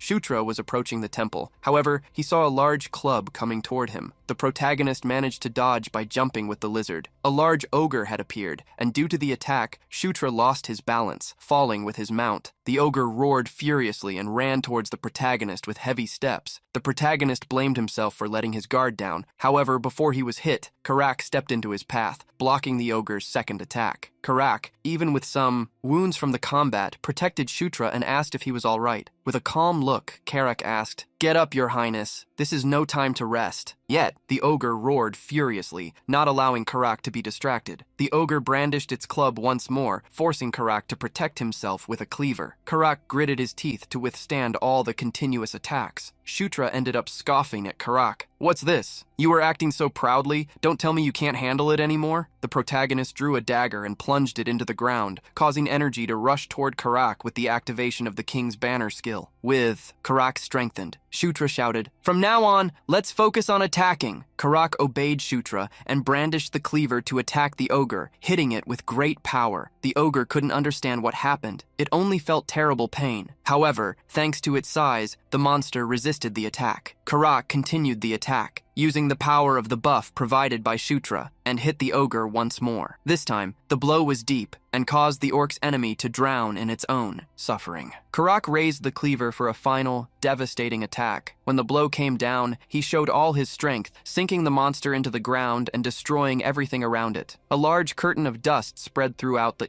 region. As soon as they defeated the main enemy, Karak cleared the way for Shutra, who ran toward the temple while thanking the warrior orc. The protagonist quickly approached. As soon as he entered the temple, he discovered that the place was dark. However, a voice pleaded in Shutra's ear. "Hurry up!" That was the voice of Green Wind. Enkidu's gauntlet glowed, and Green Wind's voice stated, "The artifact will guide you." From the gauntlet, the energy created a light that pointed into the interior of the temple. Shutra followed that energy until he found a tree. Large and imposing, the tree surpassed the temple's ceiling. Its branches were strong and grew into the immensity. Leaving Shutra surprised by the energy, a branch extended towards him like a hand, carrying an item full of power. Shutra looked at that item with surprise. It was a dragon heart, the source of mana that all dragons possessed. That was the heart of a dragon. Einkel's fragment was that item. While Shutra was still trying to understand the situation, Green Wind appeared before him once more. The Enger Plains have maintained peace for a long time thanks to the magic of the observer Einkel. The fairy explained that the temple, as the center of the magic, had been born from Einkel's fragment. If that place were destroyed, peace would crumble. With so much information, Green Wind made a request that left Shutra curious. Awaken the old magic of Einkel remaining in the temple and prevent destruction from happening. Outside the temple, Wild Eyes was shouting, "Do not retreat! You cannot let them enter the temple!" Karak raised his axe, jumping against the monsters. Karma used all her energy to attack the beasts with agility. Inside the temple, Green Wind pointed to the dragon heart and pleaded, "Please, Ninth Prince, protect the Enger Plains and my child with the magic she left behind." Facing the dragon heart, Shutra reached out to touch it. Immediately, the scenery before the protagonist changed. The tree disappeared, and as soon as he looked up, he found himself facing a gigantic dragon with 3 green eyes, deer antlers, and a long greenish mane. Shutra recognized that dragon, the observer, Einkel. The dragon's eyes shone with an intense green, transmitting energy to Shutra, along with a voice that reached his ears. "Receive this." A glow resonated at the top of the temple. Like a pillar, the energy rose to the infinite sky, stealing the world's brilliance for itself and drawing everyone's attention, to the point of momentarily interrupting the war. Speechless, Karak knew that this was caused by the prince. Suddenly, countless roots began to sprout from the ground, growing until they became as large as the temple. The roots transformed into trees, and these possessed life. Faced with the walking trees, wolves and ogres were afraid. The temple's protectors advanced with righteousness, creating chaos among the invaders. With ferocity, the trees attacked with their branches and roots, hitting the monsters before they could flee. Quickly, control of the battle was obtained, and the war ended. Observing all of that happen, Greenwind commented, relieved. "It's over. Enkel's ancient magic has awakened." Extremely excited, Greenwind approached Shutra, thanking him intensely. "Thanks to you, the Enger Plains will live." However, Shutra didn't seem to be able to hear. Still touching the dragon heart, he seemed to have been dominated by the item. Greenwind couldn't understand what was happening, as all of Enkel's mana was flowing into him. Greenwind gasped when she saw the human attempt to absorb Enkel's power. However, it was visible in Shutra's empty eyes that he was not in control of the situation. Several wounds already appeared on Shutra's face, as if sharp blades of wind were hitting him. Greenwind became extremely worried that he would continue with it, as his body wouldn't be able to handle it. In the middle of the absorption, a golden glow surrounded Shutra. He had leveled up. The wounds on the protagonist's face began to heal at a visible speed, which greatly surprised Greenwind. Shutra continued to level up, once and then again. He heard the voice of a person with a mysterious aura in his mind. "Conquer, subdue, and make them kneel in obedience. Even if this is a fragment of an ancient dragon, make it kneel before you." Shutra closed his hand around the dragon heart, following the voice of that woman with blue and red eyes, who granted him even greater power. Shutra's heart beat in a different way, with a green color. A glow as intense as the sun emanated before the temple's great tree, coming from Shutra's body until it dispersed, bringing tranquility to the place once more. Shutra had finished the absorption and distanced himself from the tree. Inside the protagonist, the energy still shone. With such energy visible even in his eyes, he repeated the words that the mysterious woman internally whispered, "You are the Knight of Conquest." A new passive skill was obtained by Shutra, Draconic Body. Along with this, an already acquired skill, Protagonist Physique, rose to level 2. Now he was immune to all poisons. Shutra looked at his information with surprise. He had obtained a new subclass, Draconic, a being who awakened the dragon gene and could use dragon magic. That was a Draconic. Despite being an Asura-Draconian hybrid, Zephyr's recessive heritage allowed him to awaken the dragon gene. Greenwind was impressed to see that Shutra had truly obtained both the spirit and body of a dragon. She could feel the power of the observer Enkel within him. However, Greenwind was not disappointed. That was a power that no one had been able to use, sealed for over a millennium. Treating Shutra as the successor of the observer Enkel, Greenwind revealed having only one wish. "Can you protect the Enger Plains and my children?" The protagonist smiled confidently. "Of course I can." Outside the temple, the wandering trees continued to deal with the Cassius. They possessed great fury, but the monsters began to resist. The Trent's bodies were literally made of wood, which made it easy for the invaders to destroy them. A gigantic dark being appeared, carrying an axe while roaring, showing the fury of its red eyes and its pairs of horns. From the top of the temple, Shutra observed what appeared to be an orc centaur and classified it as the commander founder of the Cassius. Leaping from the top of the temple, Shutra quickly approached Karak, intending to ask him something. The giant monster continued to brandish its axe, knocking down the trents like rotten trees. It roared fiercely as it continued its attacks, until it noticed, out of the corner of its eye, someone approaching. Shutra hit the large ogre centaur with the gauntlet, destabilizing it. However, the enraged beast promptly brandished its axe, trying to hit the ant-sized human. The protagonist managed to dodge, even with the enemy being extremely agile despite its size. The beast continued to pursue Shutra while he hastily retreated. Channeling his energy into Enkidu's gauntlet, Shutra prepared the next attack. The protagonist used the explosion fist, hitting the beast squarely. However, the impact not only caused little damage to the creature, but also made Shutra's entire body tremble. While Shutra was still complaining irritably about the hardness of the beast's body, it heavily attacked him with the axe. Fortunately, the protagonist was agile in his dodge, jumping backward. Shutra retreated in time, but now knew how resilient the enemy was. Faced with this situation, the protagonist released an energy he hadn't used yet. Dragon blood began to run in his veins, releasing a transcendental aura. The draconic exclusive ability was activated, strengthening Earthquake to unleash part of its true power. The protagonist gathered all the power he possessed, preparing a single attack. The beast wouldn't let him prepare freely and charged in an attempt to stop him. Mid-preparation, Shutra summoned Karak. "Summon King's Knight," Karak appeared from behind the beast, charging with fury while carrying the axe above his head. Karak hit the creature unprepared, delivering a powerful blow that unbalanced it. The beast's attention was drawn to Karak. An opportunity was created for Shutra. The protagonist had finished charging the attack and jumped against the enemy monster. The creature could see the glow of Shutra's attack out of the corner of its eyes and tried to move hastily. Shutra clenched his fist with force and conviction. This time it will be completely different from before. With the authority of a dragon, Shutra's fist advanced. The secret art of earthquakes was activated, and, like a comet capable of shaking an entire world, Shutra pierced the monster leader with a devastating blow, like the gigantic impact of a piston. As soon as he turned the monster into a donut, Shutra knocked it down, bringing an end to the battle in front of the entire centaur army. The centaur leader abandoned his wild eyes look to stare, speechless, at the situation with an incredulous gaze. Barak was satisfied to see his prince become so powerful. Like a mountain sliding, the great monster fell, without much else to do. With his fist clenched, Shutra received the experience points from the victory, leveling up. Shutra had defeated the dragon ogre chief Mustafa. Thanks to this feat, he obtained the title of Draconic Ogre Hunter. The ogre on the ground released an extremely vicious energy, while its body decayed at a visible speed. Looking at the gauntlet, Shutra wondered, relieved, how much aura energy he had used. If he hadn't leveled up at the final moment of the battle, he might have fainted from exhaustion. To use such an ability with a special weapon, Shutra would need a specific movement control technique, but he didn't have such a thing yet. In other words, the giant piston skill he had used was not even the ultimate move of the Earthquake Gauntlet. There were still much more incredible techniques stored within. Barak hastily ran to Shutra, warning him that some enemies were fleeing, as their leader had been defeated. Wild Eyes did not stand still and charged, brandishing his sword to attack the remaining Cassius. He raised his sword, ordering his herd, "Pursue the invaders! We cannot let them escape so they can return to attack us." Leading the entire settlement, Wild Eyes initiated the hunt so that no enemy escaped alive. The chase lasted until the end of the night, when bonfires were made in front of the temple where the centaurs celebrated. A festival was taking place. The centaurs celebrated enthusiastically while drinking and eating. Barak and Karma had joined the celebration and were toasting together. At the same time, inside the temple where the great mother tree stood, Green Wind reunited with Shutra once more. "You should be enjoying yourself, so what are you doing here?" The protagonist revealed he had some doubts he would like her to clarify. Green Wind agreed to answer whatever he wanted, but first she asked if he would free her from his control. The protagonist was confused, and Green Wind came to explain, "Because you absorbed Einkel's mana, I, who was born from his magic, am now linked to you." The protagonist realized what she meant and asked for just a moment to free her. The duo fell silent, as if waiting for something to happen. Nothing seemed to change, so they looked at each other. Confused, Shutra put his hand on his chin. "Well, how do I do that?" Green Wind was surprised by his question. "Oh, temporary eternal master, you really don't know how to do it?" The protagonist replied affirmatively, revealing he had never learned how to do such a thing, which left Green Wind quite frustrated, as he had really just acted as if he knew. While Green Wind showed an irritated expression, Shutra tried to think for a moment until he asked, Okay, what is your current situation? Greenwind pointed to Shutra, answering firmly, I am yours. That is, I obey you. The protagonist tried to correct what he had asked, questioning if she felt uncomfortable in any way, or if she had felt any change. However, she denied feeling any alteration in her abilities or condition. Greenwind revealed, however, that if she disappeared, the plains would lose their vitality, as she was the living symbol of the magic of life that Einkel conjured over the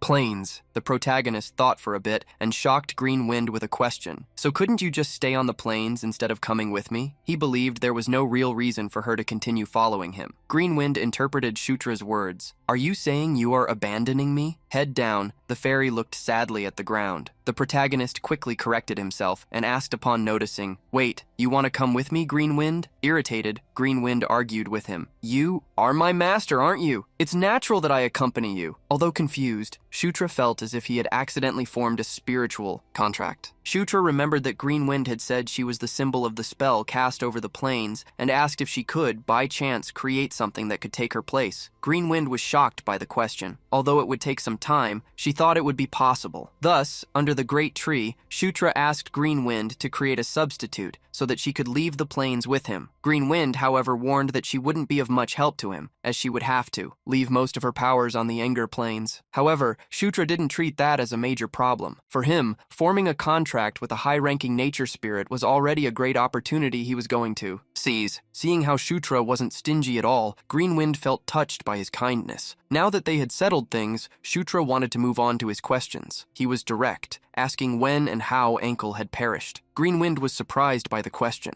As she was only a fragment and a spirit born from a piece of nature, she did not possess many of Einkel's memories. However, she remembered that Einkel was attacked 1,000 years ago. Shutra was surprised by the revelation. Greenwind did not know who had attacked Einkel, but she was sure it hadn't been another dragon. Confused, Shutra wondered who could eliminate an ancient dragon, beings that should possess power to rival the heavens. Seeing how Shutra was always formal with her, Greenwind asked him to speak more casually so that she wouldn't feel uncomfortable. The protagonist agreed to the request and changed the subject. Becoming Einkel's successor, Shutra asked the nature spirit if he could also obtain the power of other dragons. Greenwind thought for a bit and revealed that, although it was generally impossible, it seemed to be different for him. She recalled how Shutra already possessed two opposing powers, the power of the great Enkidu and the power of Einkel. If he was capable of balancing such forces that opposed each other, then he could also handle the power of other dragons. The protagonist was surprised by Greenwind's revelation and understood what it meant to be a true protagonist. Shutra had one last question. Do you know anything about the power I possess? Greenwind reminded Shutra that she did not possess many memories, so the knowledge she had about his power was incomplete. Suddenly, Greenwind shone mysteriously, to the point of dazzling Shutra's sight. The protagonist wondered what was happening so suddenly. Greenwind's eyes changed color, while a mysterious power took over her body. A deep voice reverberated, O knight of conquest, born under the destiny of kings. The observer Einkel herself seemed to be speaking directly to Shutra. You must conquer and govern all creatures. That is the power of the king, something that must be yours. Sunrise quickly arrived at the small temple. Shutra had slept on the cold ground inside the temple. He was only awakened when the sun's rays shone on his face. As he wondered what had happened, he remembered talking to Greenwind the night before. Greenwind immediately appeared upon seeing Shutra regain consciousness. The spirit wasn't sure, but revealed that, apparently, the spirit of Einkel remaining inside her had awakened the night before, and this must have been the cause of his unconsciousness facing Einkel's power. The protagonist remembered the encounter he had the night before, from the change in Greenwind to the sensation of speaking with the nature dragon. Shutra found out about the power of the king and the power of the knight of conquest, as well as Einkel already knowing about his powers. Stating that Shutra was now her master for all eternity, Greenwind extended her hand, revealing that she would tell him something she hadn't mentioned the night before. With Greenwind's power, countless holograms appeared before the protagonist. There, basically, a map of all the plains appeared. Greenwind revealed that, in the far north of the plains, there was a relic of the observer Einkel. Like Earthquake, which Shutra already possessed, that was an artifact imbued with the power of an ancient dragon, the Shield of Life. Greenwind told a story to Shutra. More than 1,000 years ago, the observer Einkel gave the Shield of Life to the bravest and most righteous centaur warrior. The warrior led his people against the enemies from the north and won countless victories without suffering a single wound. However, the brave warrior was not 100% invincible. He hadn't taken the shield to bed with him, and one night, while sharing a bed with a woman sent by someone who coveted the shield, he was betrayed. The shield of life had been given to the courageous warrior by Ankle himself, so no one but him could hold it. The warrior's followers, then, buried the shield of life along with its wielder in the northern tomb. The centaur had become a legend, as had the existence of the shield of life. After that moment, the centaurs gave a name to the shield: White Suri. The protagonist was surprised to hear the item's name. That was an item that only appeared as a background in the Night Saga story. It wasn't a possibly obtainable item. Even veteran players like him never found the shield, which turned out to be a dragon's artifact. While Greenwind was surprised to find out that her master knew about the White Suri, the protagonist asked, "So, where is the location of the tomb?" He was extremely excited to obtain the legendary item. Rolling her eyes, Greenwind revealed that they needed to go to the far north to find it. But before they left, Greenwind still needed to create her substitute. As soon as she finished, they could leave immediately. Anxious, Shutra asked how long she would take. Greenwind replied that, thanks to the help she received, it would take about 2 days. The protagonist was excited by the idea that they could leave in 2 days. He was eager to obtain the shield above all else, as things would become much easier if he possessed. Time passed quickly. The centaurs carried supplies and boxes back and forth. Shutra thought he could use the pretext of hunting the remaining caches to head north. The problem was that the protection spell activated by the temple must have already been detected by the Dark King's castle, which meant that an expert would be sent soon to inspect the ruins. If the report was delivered that same day, the expert should arrive within a week. Shutra planned to leave before anyone arrived. It was at that moment that Wild Eyes arrived to reveal, "Prince, someone from the king's castle has just arrived." The protagonist was surprised by the news. Inside the temple, the protagonist received the visitor. He was shocked when he recognized the person sent by the castle. With her arms crossed, Felicia questioned, "What is that expression? You look like you've seen a ghost." Speechless, Shutra asked why Felicia was there. Seeing how he was talking nonsense, Felicia wanted to exchange a few greetings first. A young woman with green skin ended up approaching and drew attention. She held her dress and bowed slightly. "It is an honor to meet the 9th prince. I am Daphne, the daughter of the Echo and 5th concubine." The protagonist was surprised to recognize Daphne, the dryad druid. Daphne was part of the 3 half-siblings who had to be protected at all costs. Along with Daphne, Felicia revealed that she was an exceptional druid. She will be of great help to this mission, as the Plains Spirit Guardian is involved. Shutra never expected to meet Daphne in that situation, but he wanted to make a good first impression. Changing the subject, Shutra addressed Felicia. "Shouldn't you be going to the Gishka Mountains to study the anvil that gives rise to thunder?" Felicia revealed she was really planning to go there, but Shutra had finished his own mission too quickly, so she changed her plans. Felicia warned her brother, "Shutra, you are attracting too much attention." Being honest, Felicia stated that the subjugation of the caches was not difficult, but finishing the mission in only 2 days was something else, as it would normally take 2 weeks. Shutra lowered his head as he was reprimanded. Felicia revealed that everyone was shocked, as so many irregular events had happened during the mission. Others might be trying to interrogate or spy on him if they had been sent in her place. Shutra, upon hearing his sister, asked, "So, that's why you came?" Blushing, Felicia looked away hastily, stammering, "It wasn't just because of that. I'm also curious about the temple and the caches' behavior. That's all." Shutra could notice Felicia's feelings and thanked her for worrying about him. Changing the subject, Felicia asked what he planned to do. The protagonist gave a good excuse, stating that he would go north to hunt the remaining caches. It was at that moment that Wild Eyes volunteered. "I will go with you. It is our duty. It makes no sense for me, a tribal chief, not to go personally." While Shutra scratched his head, wondering how to refuse, someone else volunteered to go. Felicia. The young dark elf believed that it would be much better to study the living caches than those who had been destroyed. Despite being worried, as claiming to go hunting caches had only been an excuse, Shutra accepted their decision. Barak watched his master for a moment and felt that things would somehow become complicated. A few days later, the formed group had already reached the north. A wolf roared furiously upon seeing intruders. Barak, who was allied with several centaurs, was in the front line. What Barak had expected had happened. Before they realized it, the entire expedition group had already been surrounded. Arrows were fired while axes and swords were brandished to deal with the ferocious wolves. A wolf managed to get into the back line and jumped to attack Shutra from behind. Using the gauntlet's power to punch the wolf, Shutra still wondered where so many monsters had come from. He was tremendously irritated, as he thought they had defeated all the monsters a few days ago. New monsters began to appear. A type of flying creature flew over the group, attacking with sharp claws. The protagonist was shocked to see the monster, a geist, an abomination of the heavens. As things seemed to become problematic, Shutra used the power of nature, showing that monsters were not the only ones who could fly. Using the wind blessing skill, Shutra became extremely light and jumped high. Green Wind, who now accompanied Shutra in the form of a firefly, was surprised. "Wait, how can you use my magic?" Shutra replied by flying towards the geists. The flying monsters were shocked to see a human charge at them